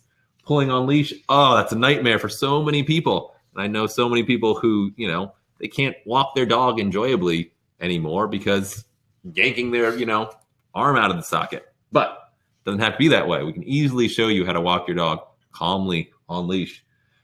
This, I think, is probably the biggest problem people are having out there right now. Huge, yeah. Reactivity.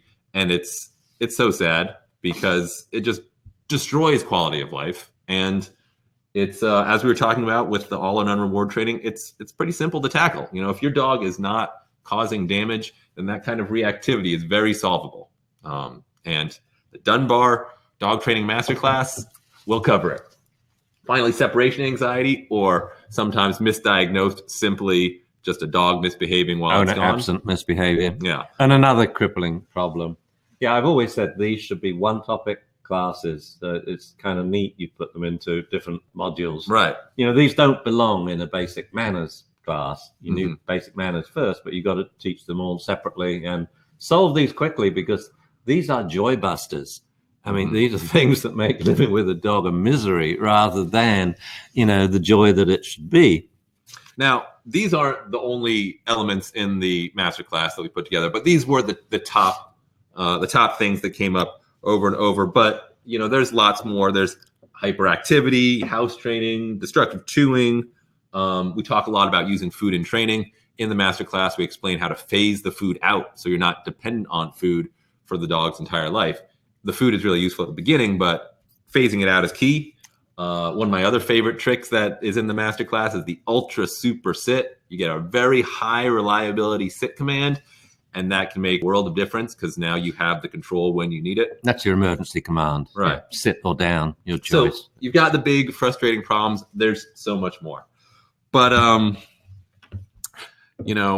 you've heard us talk quite a bit today already. And we thought that maybe you'd be interested in hearing some words from some people who have used these methods themselves and had some luck with it. So we put together a nice little video of some of the people that you've trained or helped, educate over the years. So yeah, we're gonna run those testimonials now. Hey, I get to listen now. Mm-hmm.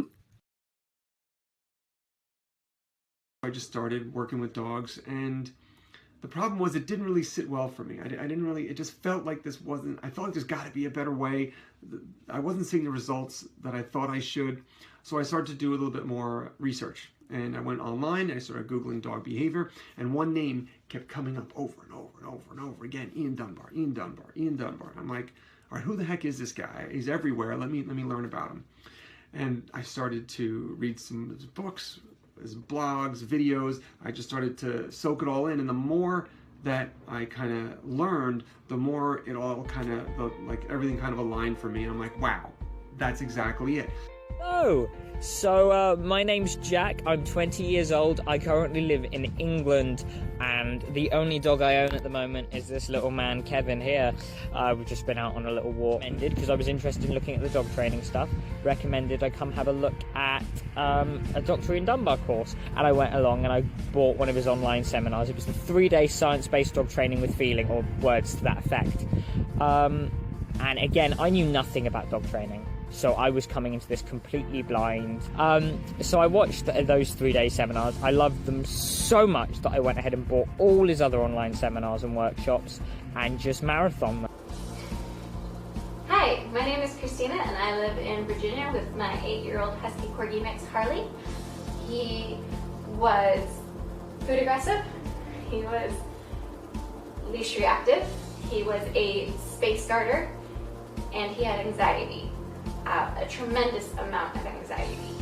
And so all of these problems made our first year very difficult. The knowledge that I found and the techniques that I started to use, like rewarding behavior with treats, redirecting, and just making things fun, really made a difference. I didn't come into the dog training world, or I'm not from the dog training world originally.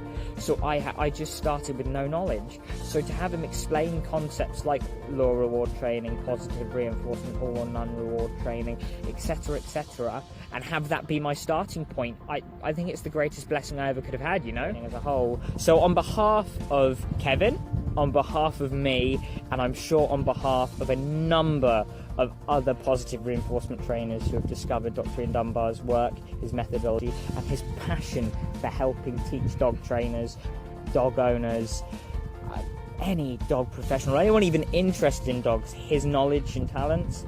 Thank you.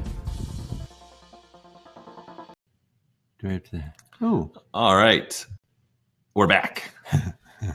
I hope you guys enjoyed that. I did. Yeah, it was very, very sweet. It is always nice to hear yourself be praised, isn't it? Yeah.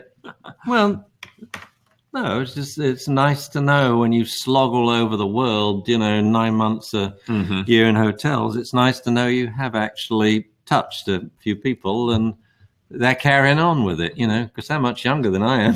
Yep. Well, let's talk about the special offer we've got today. As we've said, the core of what we are offering you guys is the masterclass with the modules based on the most frustrating problems as well as the most useful tips that we've got. And we're valuing that here at $497. But that's not all. That's the foundation. That's the core. But we also wanted to put together something that was going to be convenient for people to listen to wherever they were, if they're on the go. So we've created the Dunbar Expert Series audio series for $197, and it's 13 episodes of audio content where you're explaining a lot of really useful dog training concepts and covering, very common topics like house training, hyperactivity, fighting, new adult dog, new puppy. And, you can listen to it in the car, listen to it while you're walking your dog. Yeah, I love recording those. They're really good. And these days, really useful. Everyone is like, video. But no, wonderful when you're driving. Mm-hmm. Audio is so underrated, I think. Right. Or commuting on the train or something. Yeah. Yeah. Now, you're probably noticing, Dad, that in all we were talking about with the masterclass and the common behavior problems and, the useful tricks, that something's missing. Well, it seems to be more about troubleshooting existing problems, not too much on prevention. And we know, if any of you guys at home have followed, did I get it right? Yes. Follow Dr. Dunbar. You know that we are all about the puppy training, because we know that the training you do with the puppy is going to be much more effective and quicker than it is with an older dog. The puppies are more impressionable. They're still forming their habits. Socialization in particular is incredibly critical at that early stage. So we wanted to include, for anyone out there who does have a puppy or is thinking about getting a puppy. I'm sorry, it's the high-tech presentation we have. But it works. Only the best. Yeah, but it works. Even if we had a power outage, well, I guess this part would work. Anyway, the serious puppy training. Wouldn't see it. We could be talking here and we're working, but it wouldn't be spread to you folks. We wanted to make sure that everyone has the puppy training information that is so fundamental, so important for anyone who has a puppy. So even if you yourself, you sign up for the class today, even if you don't need the puppy training information now, we want you to have it so you can share it with friends, so that you'll have it in the future if you ever choose to get a puppy. Because if you start training your puppy from the day it comes home, everything's just so much easier. Yeah. But and a lot of the info in the puppy training videos, they work just fine with adult dogs, with the exception of a lot of the puppy stuff is off-leash class-based, which you can't do with adult dogs if they are reactive. That's the only difference. So, the most important aspect of the puppy training is the temperament training, modifying the dog's temperament so he likes and feels confident around people. Otherwise, that's the way I train an adult dog. Don't get to, puppies, that's not interesting to us. That dog's 12, No, it's really cool. The other thing, I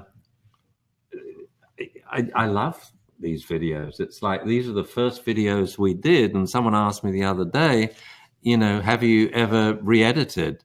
And I said, yes, I took out 2 little sections. One, a trainer of mine who was jerking the dog on leash. And 2, when talking to a little Amstaff, I raised my voice. And it's not necessary now. Back then I thought it was. And just 2 minor little changes after 35 years. Yeah. I think that's pretty cool that we hit on this technique and it was just magical from the outset. But that's not all, folks. That's my favorite part. I get to say that. For the first 50 people. Do I have time to get more coffee? Who register today? No, you do not. For the first what? The first 50 people who register today. Just the first 50. So if you're interested in this part, you're going to want to act fast. We are offering a signed copy of Dr. Dunbar's Good Little Dog book. Signed by whom, might I ask? By Dr. Dunbar himself. That means I got to sign 50 books? Well, 50 books, yeah. Maximum of 50. Only the first 50. Only the first 50. Yeah. So Only if you're interested, 50. This is one of our favorite little books. It is, as you saw, filled with lots of beautiful pictures, lots of step-by-step instructions, and it's a really great all-around book for pet dog training. It is actually my favorite little book of all the books I've written. I like this one the best because it is very simple. It's nitty-gritty, and I just really like the step-by-step, where is it? Step-by-step pictures. Alternative down. This is a good one. So, under your leg. There we go. 1, 2, 3, 4. If you add this all up together, oh, sorry, you get a total value, the package that we are offering today, of $1,038. Phew. What do you think about that? That sounds like I think that's a lot of money.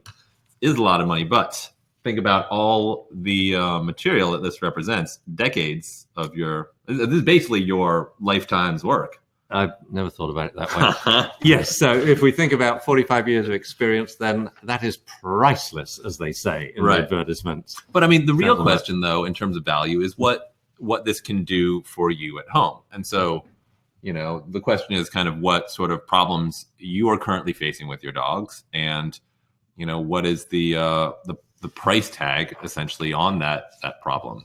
And I guess another way to think of it would be like, what would be your alternatives in terms of resolving the problem? You recently did a seminar. How much did it cost to attend the seminar? UK, $500. $500. So that's just to come and see you plus lecture. Hotel plus airfare. Yeah, it's actually. I think the word. You'd easily spend $1,000. Yeah, we shouldn't say price. We should say what is the value of this. It's huge that this is the way to deliver information these days. A seminar is very expensive. When you probably can't go to a seminar and get out under $1,000, and that's just a 3-day seminar. Yeah, this is going to keep you watching and listening for a lot longer than 3 days. Now, another option would be potentially to hire a private trainer. That could get up there pretty quickly too, right? If they're coming to your home, it's going to be pricey. Let's say $100 a visit. Or you could have board and train, so now you're talking several thousand. But of course, the downside is that when the dog comes back to you, he just, we're back with mum. Fine, get on the couch and bite people again. If you're not learning how to train your dog, then you have to train the dog yourself. You really do. And if someone's coming to your home, that's getting pricey. And like I said, with the problems, you're probably not going to learn them at classes, which are doing basic manners. You've got to go to a class for barking, one for leash walking, one for dog reactivity. So that's a pretty. I was me. I don't like big cells, and was a little embarrassed by all this. But no, it's a hell of a value. It's incredible. It's fantastic. I think the real value is for the people who are struggling with problems that are really. I am amused though that it's 1,038 and 92 cents, 50, something like that, 1,500. I think the real value though is for the people who have for you guys, any of you who have problems that are destroying your relationship with your dog and making it impossible to cherish the moments that make owning a pet dog so wonderful. No, it really is. To get serious for a while, it's obviously I'm very concerned about dogs and their welfare and quality of life, and that if they knew what to do, they would honestly do it for you if only they knew. So it comes down to communication, but more than dogs, I actually care about the people, whose dog isn't trained or educated and doesn't know, and they're having miserable lives, and especially when they get forced into using other techniques, which aren't right, and it's the people I feel sorry for, the children in the family. They know that jerking the dog isn't right, and they know that mummy's shouting at the dog because he's peed on the floor isn't right. It's a major upsetting for people in the family. It has to work out. And when it works out, it's a joy. I mean, I cannot explain to you what it's like for me to live with a dog. I mean, she is everything to me. She's part of my life. When we do everything together. And we go through. She's good at good moments. She sits and watches all the gardening I do. Then she goes over and sits on it. Very good and bad moments. She's made me a better driver. If I she looks at me. I don't like shouting. I'm calmer, happier with the dog around because she doesn't have problems. Right, because she wants to do what you want her to do. She wants to be with me, and she doesn't have problems. Yeah. Indeed. So is that it? Well, so this is what we would call the value, but we want to make this. Oh, I knew there was going to be a but. We want to make this accessible for people. Yeah. So we want to, set this at a price point that's going to get, the people who need it. It's going to get it into their hands. So we're going to be offering this to the public for $597. But for you guys today, you guys who have been with us for this webinar, and we, appreciate you guys joining us. It wouldn't be much fun if it was just us here by ourselves. We are going to be selling it. Don't you have a for a limited time for just $297. So it's a pretty good deal once you see the value that you're getting. if you're interested, you go to dunbartraining.com/go. That's dunbartraining.com/go. And we are only selling a limited number of registrations at this price. The partners that we're working with are only going to let us sell, a set number at this low price, and then they're going to cut it off. But the first 50 get a signed copy of The the first Good 50 Little Dog Book. Yeah. get your signed copy of the book. So if you're interested in the signed copy of the book, make sure you register. Well, now would be the time if you're interested in the book, because we got I think like 1,000 people on this webinar at some point today. So I wouldn't be surprised if those 50 fill up quickly. We are offering a money back guarantee, so there's no risk. If you're thinking about it, feel free to sign up now. Check it out. If it's not what you were looking for, if it's not going to solve your problems, just let us know and we will refund you. No difficulties there. So yeah, this is an opportunity if you have problems with your dog to deal with those problems, to start, improving your relationship, getting your dog and your life back on track, having fun together, using science-based methods that are effective, that are measurable. You will start seeing improvements as soon as you start training. And even if you don't, sign up for this today, we hope that you will take what we've talked about today. And come on, I mean, it's a steal, isn't it? It is. My life now, $297. Well, I don't know about your life, your whole The experience, professional experience. No, it jokes apart. It's a really good deal. Yeah. So dunbartraining.com/go. I know how you could spend an awful lot more and get much less information. Indeed. Go online, check it out. Or not train your dog and have them continue to be reactive. No, that's not an option. You train the dog. Don't care which techniques you use, but if you want it trained quickly with a lot of fun, this is the way to do it. Yeah. Well, thank you guys very much. We will hang out and answer questions. Is that now, it? As promised. Just going to have some question time. That is the end of our prepared webinar. Presentation. Over. Well, it's a wrap. Q&A beginning.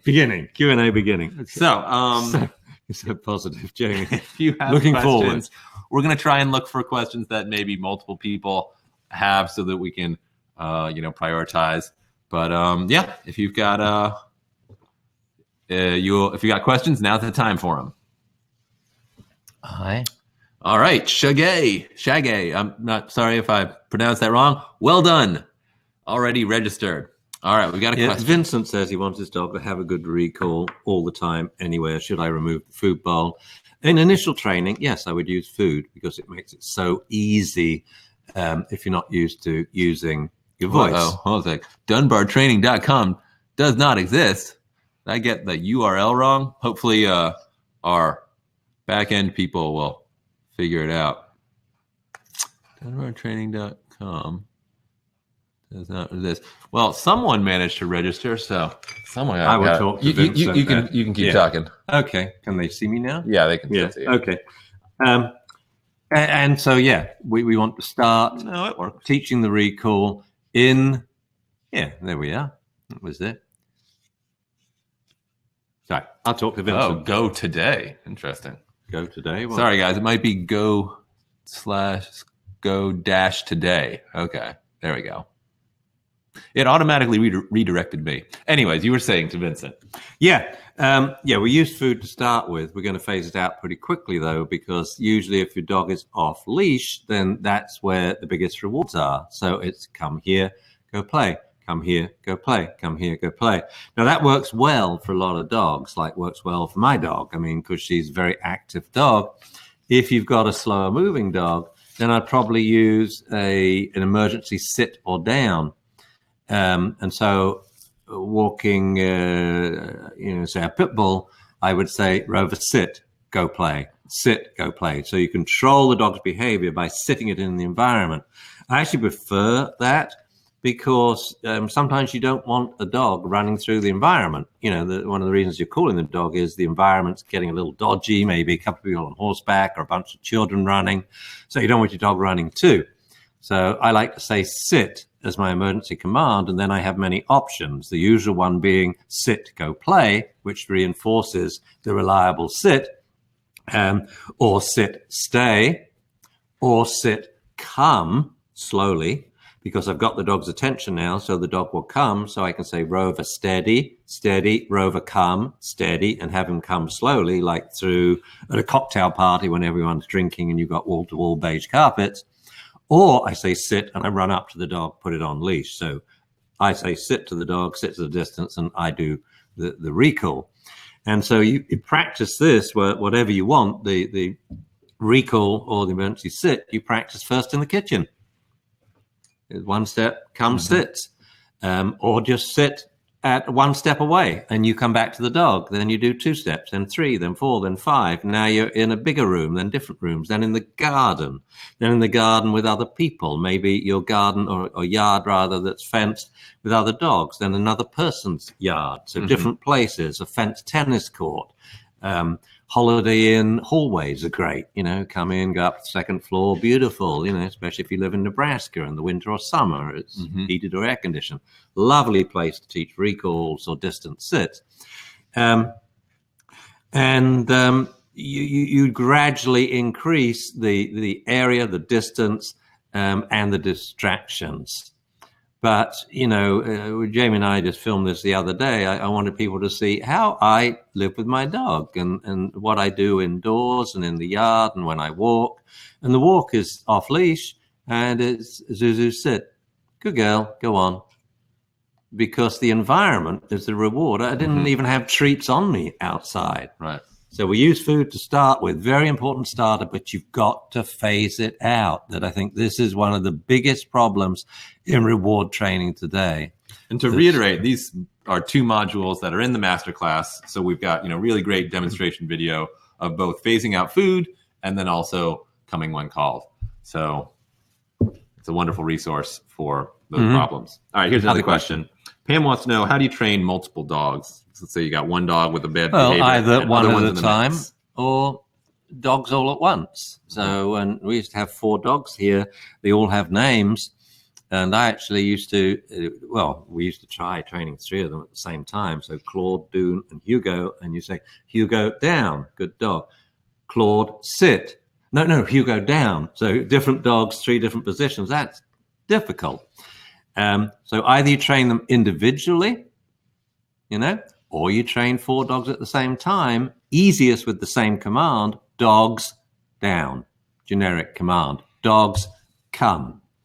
And the dogs actually learn that when you say dogs, it's more of an emergency, a must-do situation. It's like guess at the house or in the park or in the car.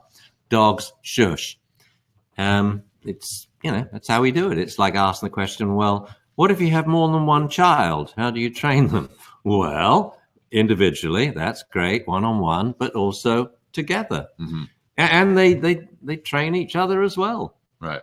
Claude was one of the best dogs I've had for training other dogs. Like when we would do downs and say we were fostering a dog or something, Spazzo, I remember, and dogs down, and because Spazzo's bzzz, Claude would just look at him and he would go, oh, sorry. It was really interesting because he didn't do anything. There was no staring, no snapping. Sometimes he didn't even look. He would just go still. And this other dog would then sit or lie down or stand. And I have beautiful footage of that, but it's archaic. The formats we don't have anymore, probably, I saw a question. Someone was asking whether the master class has been approved for continued education units for professional dog training certification bodies. It's not currently been approved for these CEUs, but I guess we should actually look into that. That's a very good point. So we'll give that a shot. Next question. What about, let's say Heather wants to know how to deal with her dog who's not interested in food when people come over. So, like trying to use the food for lure or training. So let's split that. We got 2 things, right? This will be a great question so you can get an insight into how my mind works. There's 2 points. We're not interested in food with the contingency when people come over. You see, because of course your dog's interested in food, otherwise it wouldn't be alive. And so I would change food into, how shall I put it, a mega secondary reinforcer, and that eating food is actually an instruction or a command you give to the dog. It's not an option like, here's a treat, I hope you like it. It's the same as sit. I don't mean sit if you'd like to, but if not, run in the street. Sit means sit now. So take it means take the food. So I would do that by turning the food into something more powerful. As is, it's a primary reinforcer. For some dogs, brilliant. For other dogs, less so. And so I would have this routine. We all know that click, treat, click, which was neutral, now becomes a secondary reinforcer, meaning a primary reinforcer, the treat is coming. I'm going to do the same thing with food, which is already a primary reinforcer. I'm going to say, sit, take it, eat the kibble on the couch. Sit, take it, eat the kibble, tummy rub. Sit, take it, eat the kibble, swallow the kibble, fetch. So I don't want the dog choking. So the dog will learn every time they ask me to sit and I eat a bit of kibble, all these good things happen. It's fantastic. Mm-hmm. So now kibble becomes not just a secondary reinforcer, but a mega secondary reinforcer because it predicts everything that's good in life. So one, I would do that. And of course, not feeding the dog out of a bowl. Most dogs will say, well, he doesn't like food. No, because you're pre-chewing steak and then heating it up for him and topping it with gravy in a bowl. No wonder he doesn't steak with gravy. My favorite. Jamie, don't laugh. Don't laugh. Sorry, these were behavior problem cases from the past. You know, a lady who used to get down on the kitchen floor and clean it because her dog would only eat if she cleaned the kitchen floor. I mean, I have some hilarious cases. I will say that polite greetings, having visitors coming over, is a very, very common problem that people are having with their dogs. Yeah. And so, as you imagine, it's a big part of what we cover in the master class, which, if you register now, you'll get your signed copy of Dr. Dunbar's Little Dog Book. Now get to the contingency of when a person comes to the house. All right, so we know you've got great control over the dog here. He sits and he loves the food because the house is empty. It's you, the dog, and a piece of kibble, but not when the person's in the house. Well, let's split that down. There's a person in their house. Will the dog eat kibble now? Yeah. What if the person's in their car driving to your house? Will the dog eat the kibble? Yeah. You see, it's the point of the front door, isn't it? Okay, so let's break this down. Let the owner stand at the end of the garden, open the front door, let the dog see her, then shut the door, off the dog kibble. Mm-hmm. Now let's do it again with the person a yard closer, then a yard closer. Then let's do it with the person right here by the front door. Mm-hmm. Okay, will the dog take the kibble? If so, have the person put their foot a quarter of an inch over the threshold. You get it? Yeah. You do it bit by bit.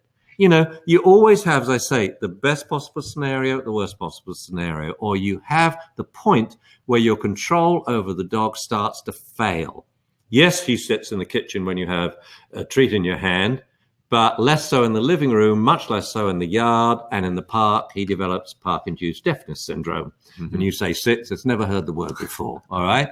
So you've got to do this gradually. And I tell people, when walking your dog, why don't you practice leaving your house first? So sit, put the leash on, one step outside, sit, to check that you've got your keys and shut the door. Mm-hmm. One step, sit, one step, sit. When you get the end to your driveway, don't walk around the block. Go one step this way, then come one step back, then go one step the other way, till now you're going back and forth 25 yards in front of your house. You get it? Doing it, and you've still got control over the dog. Mm-hmm. Next time, go 50 yards that way, 50 yards this way. Now to add a little something different, go 50 yards this way, cross the street, and then come 100 yards back, cross the street. Right. Gradually expand. Gradually. Yeah. Before you know it, you're walking around the block. Good. Yeah. Now try 2 blocks.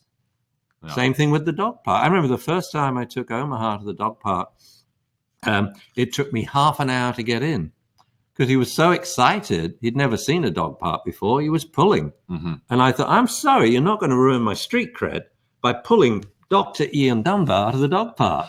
No. So we started 50 yards back. Yeah. And whenever he tightened the leash, I said, silly boy, I estimated the distance between us and the park, and I walked backwards that distance. So now we would double the distance from the park, and we did it again. Mm-hmm. Eventually, he walked by my side, not heeling, he walked by my side, sat when I stopped, at the gate, went through it, sat, opened the next gate, through it, sat, and he remained in the sit stay And all the people said, "Look, there's Dr. Dunbar with that well-behaved dog." Whoa, Dr. Dunbar with quick and easy methods Okay. at work. I got a quick question for you.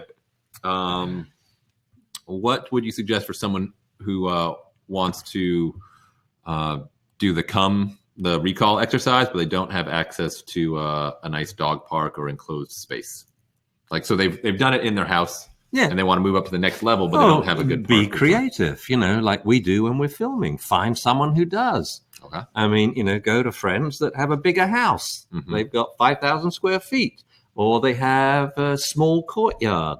We have a little tiny fence courtyard. Could they use a long line? Would that be helpful? Or? Yeah, you can. If the last resort, Mhm. I would go out with a long line as long as the owner is not holding the other end.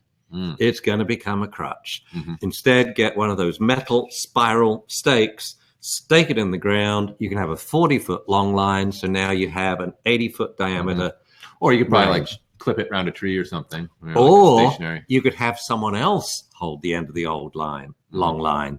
But as soon as someone is walking the dog on a leash of any kind, especially including a flexi leash or a long line, they're going to get out of control, and the line becomes a crutch. Mm-hmm. And so it's really important that the anchor is a bolt, a tree, or someone else.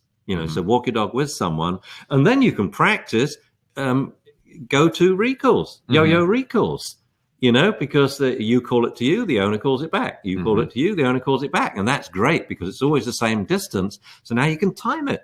So now you reward only the quicker recalls and so on and so on. But be creative.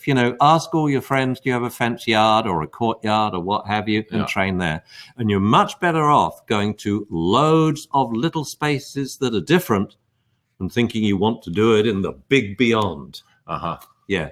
Do it. It's step by step. Okay, another quickie. And another thing about dog parks, the best use of a dog park I know is not to go in it. Train outside of it. Walk around it on leash. Do it. Stake the dog on a long line outside of the dog park. So you got a big distraction of all these dogs. There's a fence between them, because when you have a fence between animals, it increases essentially the frequency of any social behavior 40-fold. It's enormous. Both happy, friendly behaviors or, aggressive behaviors. So the level of the distraction when there's a fence in between is enormous. So do a lot of your training just outside the fence of a dog park. Mm-hmm. Another quick one. What about what would you do with a dog that's anxious in the car? Well, obviously not drive. And if you do drive, the dog has to be crated. But you do lots of work before you expect to go on an 8-hour drive, say from San Francisco to San Diego or something like that. So I would say every day, 4 times a day, dog's in the car with a stuffed Kong. To be safe, especially if the anxiety is expressed by chewing, I would have the dog in a crate. And that's the safety for travel anyway. And so in the car, and if he doesn't want to get in the car, you say, in the car, treat, treat, out of the car. In the car, treat, treat, treat, out of the car. In the treat, treat, treat. And the treats, they can eat their kibble. Their day's food in the car. The whole thing, but stuffed in Kongs. So now in the car, because then the dog will settle down. Once the dog's doing that, we'll then do it with the engine running, but stationary. Okay. Then we're going to move to the next step. Now we're going to do it on some short drives. You're going to go round the block, stop. Round the block, stop. Okay. But you're not driving. You're riding shotgun, just talking to the dog, training him, giving him the odd treat, but he's got a stuffed Kong in there. But you're monitoring the dog and giving feedback. Have a friend that drives. Now we're ready for dog in the car with you driving. Nice. What about a dog that eats dirt in the backyard? Very bad habit and a dangerous one. If dogs eat anything in the backyard, apart from food that you buy and feed it, it's probably bad news. I used to, when I was at the Royal Veterinary College, had a tremendous interest in poisons. And I could probably list 100 poisons in your backyard, coming from the dirt, plants. It's and weird poisons too. I mean, you can make a stew of these plant poisons in your yard that a tox screen would have tremendous difficulty interpreting. But, mushroom, that's $1,000 and your dog's life's at risk, Some mushrooms, he's dead in 3 days. That's it. I mean, one lick and he's gone. So there's a lot out there that's poisonous. Stones, bad news to eat those. So I'd never allow dogs to pick things up off the ground unless it's something to carry to me. So they can pick up tennis balls, tug toys, or things we instruct to pick up because we drop them, a bunch of car keys, but not food. So if we're doing off on the ground, I always pick up the treat before feeding it to the dog. It's a very bad habit for dogs to get into, picking up food from the ground. Hence, don't drop food in training class because you're training the dog this bad habit. And that's why I keep the food on a treat table, and anyone can come to the table and take 3 treats at a time or 5 treats to train the dog. Treats which are not crumbly or greasy, i.e. kibble, which we've amped up as a mega secondary. To prevent the dog from doing it, say on walks and things, have the dog carry a tennis ball in his mouth. Or actually a tug toy is better because if the dog drops his tennis ball, it will roll. So a tug toy, it's a mega secondary again. It's your tug toy. Periodically stop and play tug on the walk to engage him. Going out in the backyard, you've got to go with him. It's such a bad habit. There's many rules out there as in here that I do not use my backyard as a place for the dog to go on its own. Otherwise, it's going to create bad habits, sitting on plants, eating plants, fence fighting, barking, and eating stuff. It sounds silly, but it's a bad habit. And it's one of these things, the more knowledge you have about poisons, the more you worry. But I've just known it, it's pretty rare, but it happens.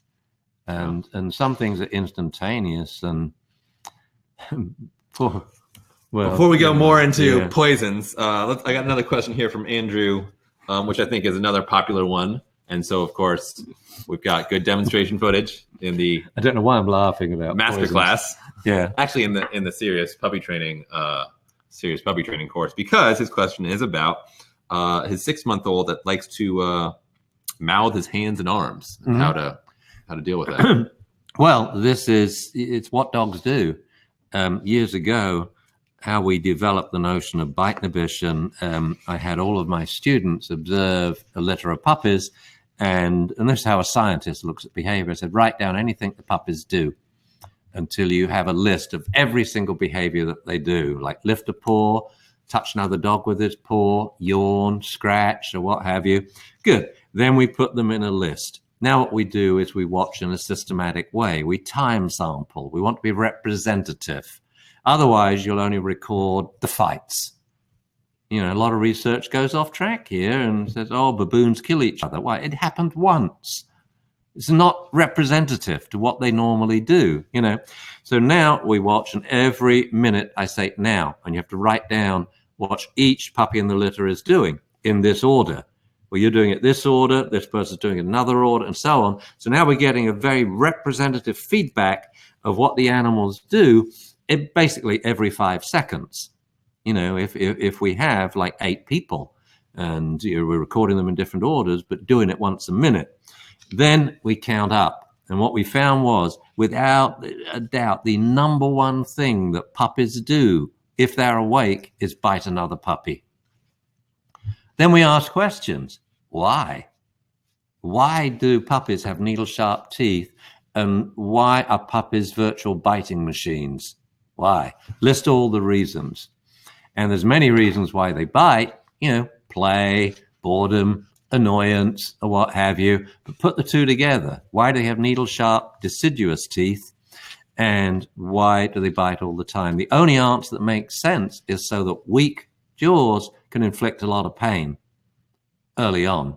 So the puppy learns to inhibit the force of his bites with his own kind or others he grows up with, like people, so that when he has powerful jaws at 8 to 12 months that could bite your arm and it literally drops off, it doesn't cause any damage. Bite inhibition is the number one thing that dogs learn. Read the books, watch the videos. It's so important, okay? It saves dogs' lives. It is very difficult to socialize dogs so that they are never reactive towards other dogs or people. But of all these reactive dogs, less than 0.1% actually causes damage, necessitating, a dog to go to the vet clinic or a person even to have holes in his skin. So the dog mouthing you is so important. However, you must get it under control. We teach the dog first, no pain. So if he hurts you, say, ow, you worm, that hurt me. Don't do that, okay? If ever he impedes your function, he grabs your trouser legs when you're walking, ow, you pretend it hurts. So now it's just gentle stuff. And he probably thinks, oh, you're really namby-pamby, I could bite a Shih Tzu harder than that. And I bite Dad, and he goes, ow, no, you hurt me. But you got to let him know. And then we tell him, no, mouthing's okay. You're still an adolescent, but it must stop when I say, off, get your chew toy. Then we teach him you must never mouth someone unless requested. This can be a disaster if people didn't know the dog, especially a disaster if your dog is big and dark, and especially a disaster if you got a dog of a certain breed, a pit, a rottie, a shepherd. You'll be damned. And your dog's just play mouthing. So they do it because it is essential for life. They've got to be able to resolve arguments in the pack without mutilating each other. So they have incredible, and if you've ever seen a pack fight, oh my word, it's unbelievable. It's like, wow, all of the dogs piling in. And afterwards, there's no skin puncture. Everyone's wet as hell around the muzzle, the muzzle and the neck and the head, ears all slobbery. That's what it's about. How to resolve arguments, without causing harm. So it's cool, but you got to phase it out according to the rules. The very worst advice anyone can give you is never let the dog mouth. Great. So now you're living with a dog that doesn't have bite inhibition. And one day it might happen. You shut his tail in the car door and you will be mutilated. Mm-hmm. Yeah. Don't want that. It's so important. And the good thing is that children are natural bite inhibition teachers to dogs. Why? When they play, they're just like puppies playing with puppies. Child, just like another puppy. They jazz the other dogs up and get them out of control till the dog goes overboard and mouths too hard, and the child instantly and the dog will. And then mum comes in. What's going on here? What did you? The dog learns you've got to be very gentle with these children. We as adults should do the same. With some breeds, like when I used to have Malamutes, when we had our Rottie Cross, American Bulldog, no, mouthing goes on for life, but only on cue. I play mouthing dames just to check they still have bite inhibition when I'm jazzing them up, playing tug and dancing with them and slapping them around on this, then say, okay, mouth me, that the dog is really gentle. Mm-hmm. It's important. But when, dogs do it with no training, it's a sign they feel confident about you and they like you. It's very different from a dog biting you, believe you me. If they didn't like you, it would be, but they wouldn't stick around close and they wouldn't contact you. They wouldn't bite you and hang on. It would be bite, retreat. So mouthing is a real good sign and it's the reason why, say with Zoo, I let her mouth just a few people. First it was my neighbor and Jamie. Now we've included it to an office guy, and Zuzu loves it. And I've said, is it okay with you? If you don't like it, you say, Zuzu, off, get a chew toy, But that's her way of saying, I really like you. And good, Ian's not being boring today. He's got me out of the house and I'm actually doing something different rather than sitting watching him work, which is all he does. Mm-hmm. So I should note, we figured out the reason some people were having some trouble with the link. You can't use www. I've used www.dunbartraining.com. It won't work. But if you just do dunbartraining.com/go that should work out fine. Who uses www these days? Even I don't do that. Some people do. They I do? don't know. That's And amazing. I think we can get our tech people to redirect that. So hopefully in the future, if you do use www, it'll be fine. But I should note that this price will only be available for a couple days at most. And the books. If you want the signed copy of the book, you really do want to register now. We've had a lot of people sign up already, so there's not a lot of the signed books left. So if you're interested, if you want to get training, register now. As we said, there's the money back guarantee. So you can register now and check it out. No risk at all. All right. That's good. Another question for you. Can you use Kong feeding if you've got multiple dogs? Yep. Okay. Can you use Kong feeding if you have multiple dogs and one of the dogs is resource guarding? Yep. Okay. Is there anything that people should be aware of about how to do that? They shouldn't feed dogs together if one dog gets very angry that other dog when food is around and causes other dogs harm. Mm-hmm. But what group of dogs? I mean, I've barely seen a group of dogs where one of them doesn't guard. I mean, remember Phoenix? Phoenix and Oso, 6 Kongs. Phoenix has 6. These are the rules. I mean, bitches rewrote the rules of engagement. You know, dogs. Also, will all the dogs still get enough to eat? These are all different the- questions, see? And we may have to make modifications. If we got 24 dogs, then I would say feed them all in crepes, 24 crepes, 24 Kongs. Let's say we got 3 dogs. Let's say we have 3 dogs, then we can feed them and watch them. Mm-hmm. And it's 3 Kongs, and we have individual Kongs for dogs, color coded. And we said, no, get your Kong, or on your bed, lie down. When they leave the bed, they lose that Kong. We put them outside. They'll learn that one very quickly, by the way. Yeah. As soon as you leave your Kong, if it's not empty, you go outside till the other dogs are finished. What we don't want is a free for all. But if one dog snarls and snaps at another because another dog's eyeballing it, fine. It's what dogs do. And some dogs, and bitches especially, we found this in our research, that female dogs are far more possessive of items, and especially food items. I mean, they basically rewrote the hierarchical rules. You know, males have a very strong hierarchical structure. You know, 6 males, you got 1, 2, 3, 4, 5, 6. Females say, no, well, the first female amendment to that is I have it and you don't. Right. And so she could keep, a very low ranking female, easily keep food or a Kong away from a high ranking male. Or we can tie the Kongs. I saw one person's question was kind of saying that they like the idea of stuffed Kongs, but they're worried about resource guarding. It seems like that's part of the reason why using a stuffed Kong would be so valuable, is to it's no different deal with that problem. than you're feeding out of bowls already. So what about resource guarding? You see, always we get these knee-jerk reactions to, here's a good idea, and then we say, yes, but what about resource guarding? I would say you're feeding out of bowls, but what about resource guarding? Do you get the dog now runs over and attacks any dog who tries to go up to a bowl? You see, it's the same problem with however you feed.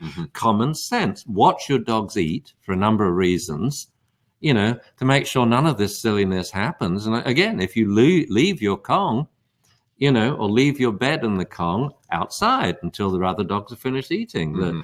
I used to have 2 dogs, one gobble, gobble, gobble. The other one used to like to take forever. Right. And I want the dog to enjoy having the peace and quiet to take forever, not being looked at, but, you know. And if the dogs do growl and lunge, like you say, shush, shut up.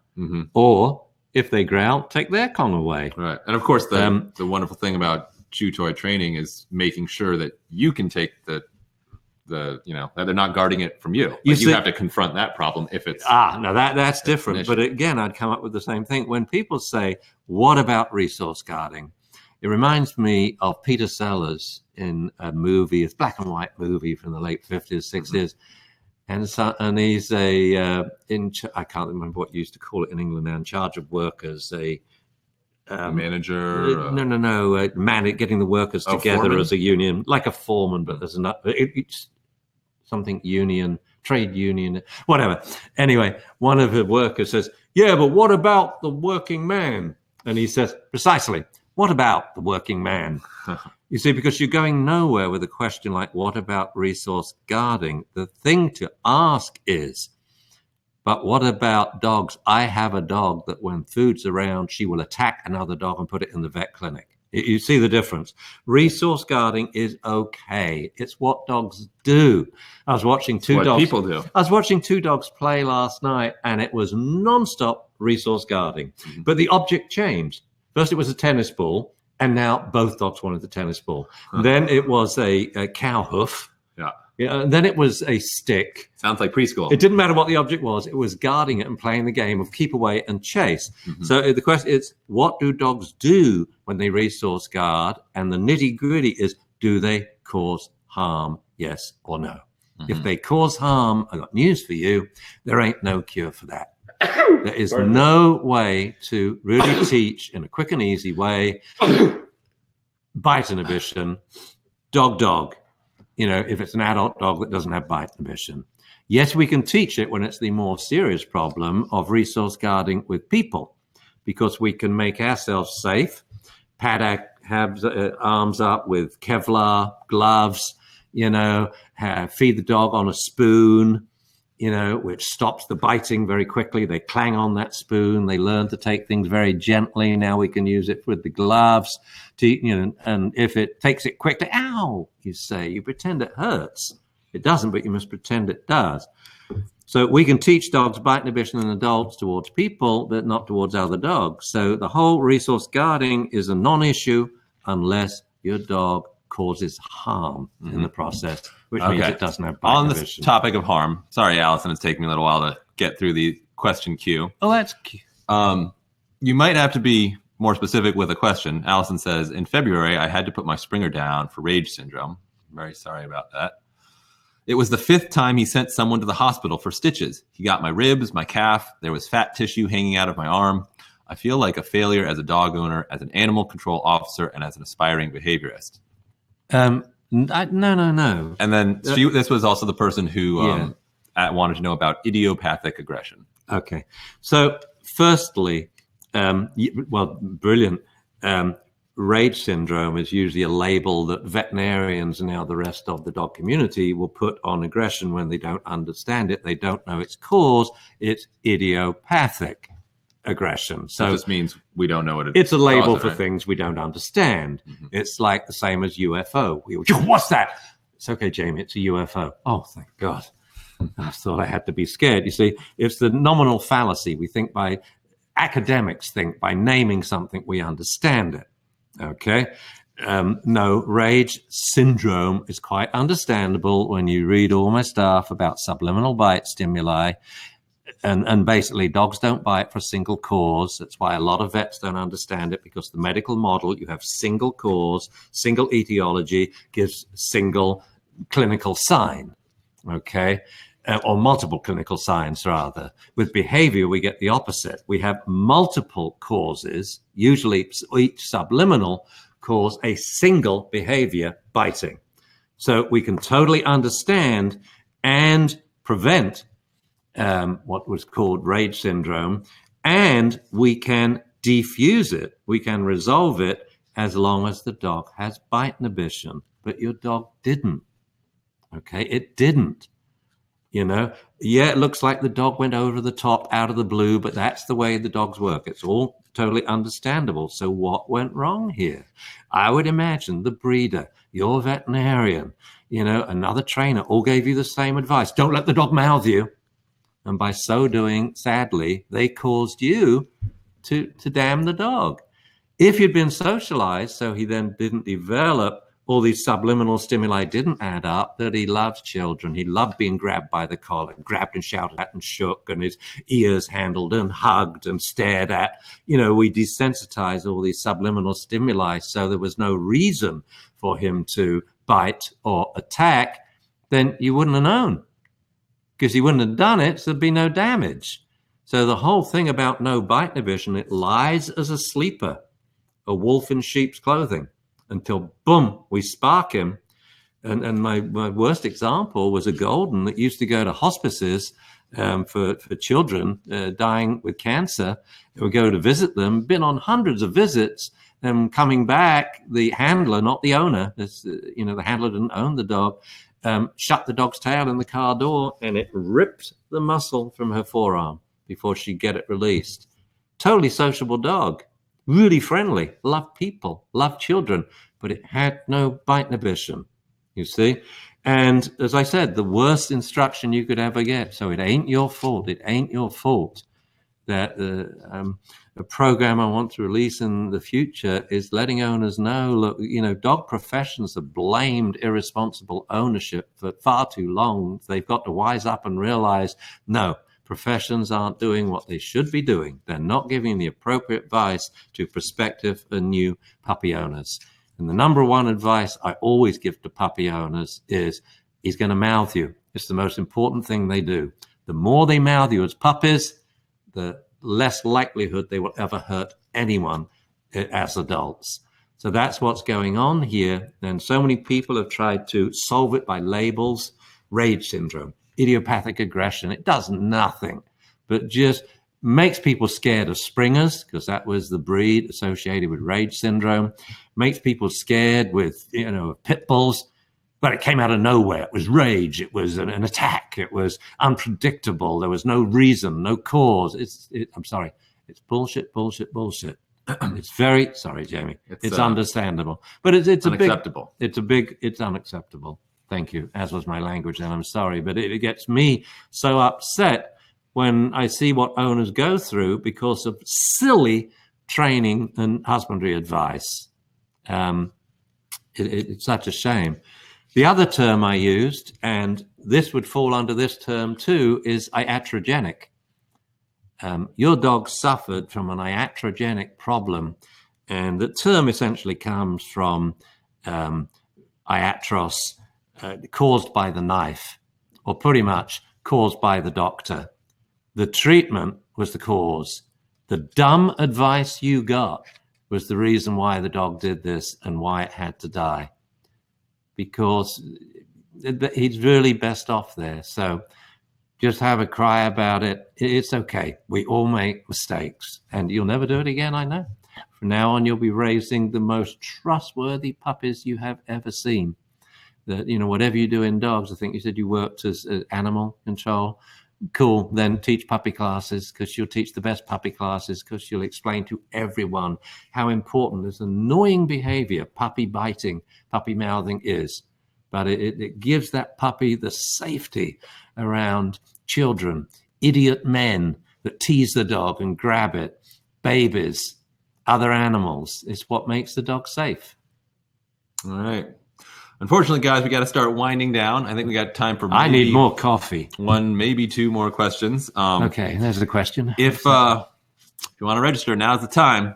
DunbarTraining.com/go. Remember, this price is not going to last forever. Coffee empty. So Hank wants to know, how would you train a dog to not bark at kids when they go to pet him?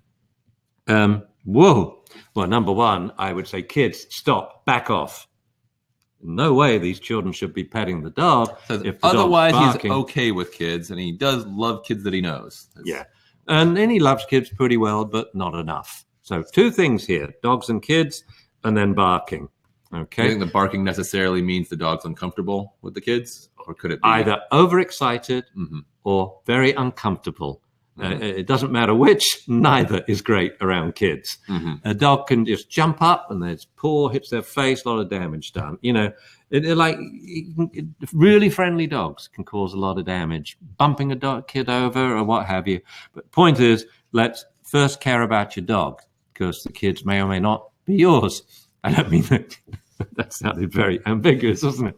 I mean, I didn't know whether they were your children or children unfamiliar to you and the dog. So first, we'll do the barking first, because when a dog barks, it upsets people.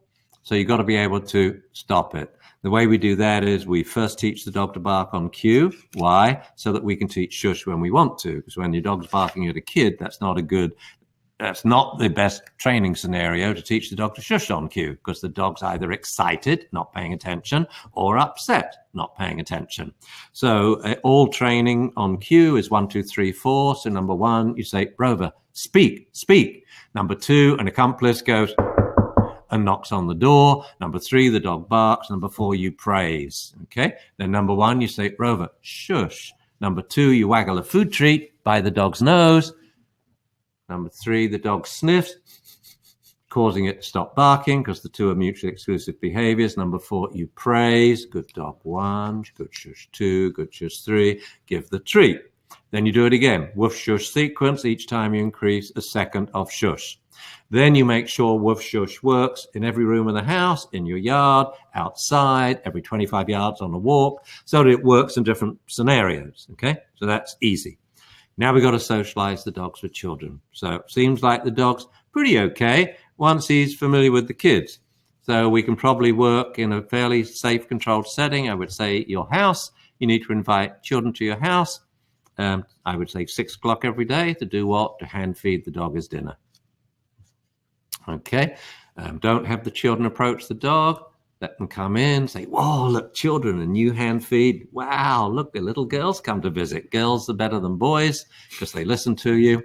And they come in, and then we sit the little girl down, dog's off leash, and she tosses the food over the dog's head again, get the distance, and then food between where the dog is and her. So the dog's getting used to approaching, getting food. This is in the kitchen, so it's okay to get food from the floor, and then she hand feeds. And then we do back and forth. I call the dog away. She calls the dog to her, come and sit. We show her how. Come, sit, treat. Come, sit, treat. Come, sit, treat. Come, sit, treat. And we do this, I would say, every day. Find someone who has another child to come round. I would do the same little girl for 3 or 4 days to teach the dog the game. I want this dog not just to tolerate children, to thoroughly love them. Dogs can never be too well socialized around people, and especially men, and extra especially children. Hand feeding. So if you had any other problem, we got a chewing problem or this or that, sorry, no food for that. All food hand fed by children in the evening. And now we can go to 2 children, and they call the dog back and forth, then 3 children, then 5 children, and so on and so on and so on. And obviously, if you don't have this problem, you should be doing this anyway, with puppies, with adult dogs, So the dog knows when it sees a child, it thinks, oh, great, and it runs up to them and sits. Do I get a treat now? Okay, and then you can teach the children how to tell the dog to woof and shush. They love it. I remember once with Phoenix, since we get to the end, I'll tell a story. I had a guy staying here. He's a famous animal behaviorist now in England, Danny Mills, a veterinary behaviorist, the first veterinary behaviorist in England. And I trained him up here. He wanted to get trained. So I said, well, come and stay. Can you mix concrete? I'm building steps in the garden. So he mixed concrete for 2 weeks, and I laid the steps. That's why it says Danny Boy at the top of the steps. So anyway, after 2 weeks, after 2 weeks, he says, well, can't we go somewhere? And I felt really embarrassed. I said, yeah, all right, let's go to San Francisco. So we go to San Francisco, and we're walking around, and every 25 yards, I say, Phoenix, speak. And she goes, woo, woo, woo. I said, Phoenix, shush. And after I'd done that about 6 times, he says, you didn't come to San Francisco for me, did you? You came for Phoenix to prove her woof shush command. And I said, yeah. So then we went down to Ghirardelli Square to have a beer. And we're sitting at one of these metal tables, it's a circular one. So we're having beers and had Phoenix lying down under the table. These 2 buses pull up with Japanese school children in. I mean, if you could imagine the commotion. And Phoenix sits up under the table, bangs her head, topples both beers, and goes, woo! I had proofed her but I hadn't proofed her for 2 busloads of Japanese. So everybody in the outside bar looks at me like, oh, there's a guy with an aggressive wolf hybrid. Phoenix is a Malamute. And so I thought, oh, God, what do I do? So I said, Phoenix, come here. Phoenix, be a bear. Phoenix, wave. Phoenix, high five. High 4, like this. And then I said, Feeny, sit. Feeny, speak. And I gave this exaggerated hand signals. Everyone knows on command. And I said, Feeny, shush. So she goes, woof, shush. So everyone sees it's on cue. Mhm. So they're all like relaxed and laugh Yeah. because they were moving away, you know. The children saw it. One by one, they come up to Phoenix. They want a photo taken with Phoenix going like this and then going, woof, shush. By the end of the afternoon, Phoenix is like, Yeah. Should have charged him $1. It was hilarious, but it's really good proofing, Yeah. you know. So That's a nice story. yeah, that's what you got to do. Always, when you get a problem, separate the salient things.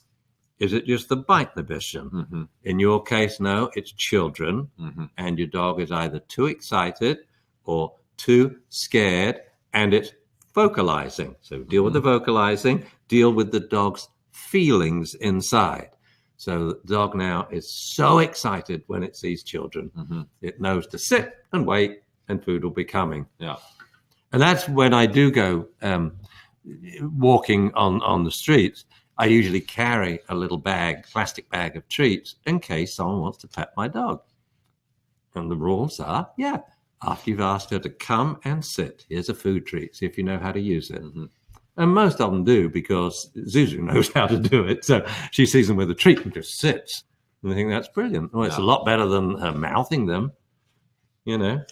So barking, mouthing, socialization, all these questions we've been getting, they are in the Dunbar Training Masterclass, which you can get today for $297. We're going to answer one more question. This will be the last question. Yeah, I am I very like sorry answering questions. if we didn't get to your question. But I As you need more saw, coffee. There were There was so many. a lot of them. Oh, It's good kind Lord. kind of overwhelming. Have you picked a good one? Yeah, I think so. There's a good one. Who's this? Carol says, my rescued Jack Russell Terrier was initially awesome till surgery to remove a rectal tumor. Oh, poor Very guy. sorry. During his month-long recovery, he transformed into a dog reactive dog. The vet says don't let him near other dogs anymore, but I don't want to give up on him. He had bite inhibition suggestions. Well, if Hope he he still has it. Yeah, if he had it with other dogs, he probably still has it. Yeah, he's just had a little regression. Why? He was kept in solitary confinement. So it seems like a ages. pretty common situation. For whatever reason, the dog ends up developing some dog-dog reactivity. I mean, number one, I would really, you see, I question the advice again. Keep your dog away from other dogs, like dog with a broken leg. You got a cast on him. Have you ever seen dogs play with a cast on? I mean, I think the dog is healed now. I think it's but I'm saying here's my questions. Did that change things? Was it the fact that your dog was kept away from other dogs for 1 month that caused this to happen? Could be. I would say unlikely. It's more that the dog has got older, a month older, or it changed. You see, behavior is always changing.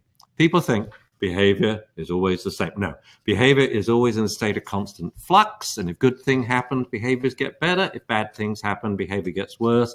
If nothing happens, the good things don't get better and they aren't reinforced, so they steadily get worse. So it could be a drift in behavior just because of time. It could be a sudden change. It could be the dog was having a bad hair day. That was all. Another dog sensed it and eyeballed him and they got into a fight, and then you changed immediately because it's one fight with dogs and it changes the owner. Mm-hmm. So the dog isn't walking the same owner anymore. He's walking a Jack Russell owner who is upset, concerned, embarrassed, and they're going to react very differently with that leash or with the dog off leash or what have you. So we don't know why. What we know is what? Get the dog out there and turn this around. From now on, this dog only gets fed with another dog in sight. How far away? Well, find out. Put your Jack Russell on leash and walk in a straight line towards a dog park. Tell me when the dog reacts, right? Now don't work there. Treble that distance and sit down and let your dog watch the other dogs and start his dinner. Then move 5 yards closer.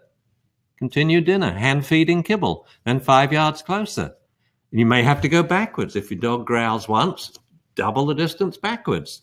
Ignore the dog for a while. Mm-hmm. And then closer and closer. And you should probably do that anyway. Otherwise, the dog will work out, it's horrible dogs there. We want the dog to work out it's the other dogs that are the key later on once the angst has disappeared. But then I would spend each day, we have dinner sitting outside the dog park. You go with a big bag and literally you hand feed. And you didn't do it one piece at a time, handful at a time. And then some water. because we don't want the dog to have a bunch of dry kibble in his stomach. We want water, then wait, then more. Wonderful classical conditioning. We can't do it all at once. And the worst setup is you walk around the street and here comes someone else with a Jack Russell Terrier that's also reactive on leash, and you don't know it. You're both going to have a Barney. All right. So when you start to do the leash walking stuff, you want to work with dogs your dog knows. So you want to create a core social group. Who were his friends before? Reestablish that friendship. Why? What's the point of working with a dog that you know? You know the owner. So you can tell them, look, I have a big problem. Can you help me with this? I bet you half of them have the same problem. So you have the dogs on leash and do your own private little growl class. Dogs are on leash, you walk together, but 5 yards apart. But you feed the dogs. Then you all stretch out the 25 yards apart. You continue walking, but you ignore your dog. Then you coalesce into 4 yards apart, and you get it? And the dog says, I don't like walking when those dogs are so distant. I like it when we're one big group. All right. And so once you've done that, you've now got your core social group. So now what you do is you split them into two. And a good size for a core social group is 5 or 6 dogs. Very manageable social group. Good owners, good dogs. Split them into 2. 3 walk around the block this way, spread out by 50, 100 yards. 3 go the other way. You do 10 laps. It's going to be a nice long walk, probably 1.5 miles, 2 miles. And you know for certain that you're going to have 30 greetings, but all with dogs and owners that you know. So the greeting goes like this. As soon as you see the other dog, oh, there's a cookie dog. Sit. Watch me. Good boy. Cookie dog's getting closer. He's getting closer. He's getting closer. And he's closer. And the people walking anti-clockwise, no, their job is that to come up to you and stop 5 yards away. What you do is you're rewarding your dog, okay? They're still approaching, then they stop 5 yards away. And then you all feed the dogs. Treat, treat, treat, treat, treat, treat, treat. Okay? And you do this 10 laps, 30 greetings. Then you reverse it. So now the other 3 dogs, are sitting immediately when they see a dog approaching and feeding it increasingly more treats, maybe better treats. This could be a time for some cheese and steak, as the dog gets really close. So the dog forms the association. God, my owner is so boring on walks. They frog march us around the block. There's no praise, no dialogue. They've got their face into the iPhone. I love it when they see another dog. And then look, it's a cookie dog, and then I get more and more treats the closer. So now the association's made between other dogs and you being a nice, loving person and the dog getting loads of treats. All right. That's a good one to end on. Sounds good. All right, guys, if you want to learn more, dunbartraining.com/go. Get your masterclass today with the Serious Puppy Class, the Expert Audio Series. Okay. Thank you very much, folks. Thank you, Jamie. This has been fun. We got the sign bug. Register now. All right. Well, thank you guys very much for joining us. I'm going to get some more coffee. Thank you for being so Cheers. patient. Those of you still here. Bye. Bye.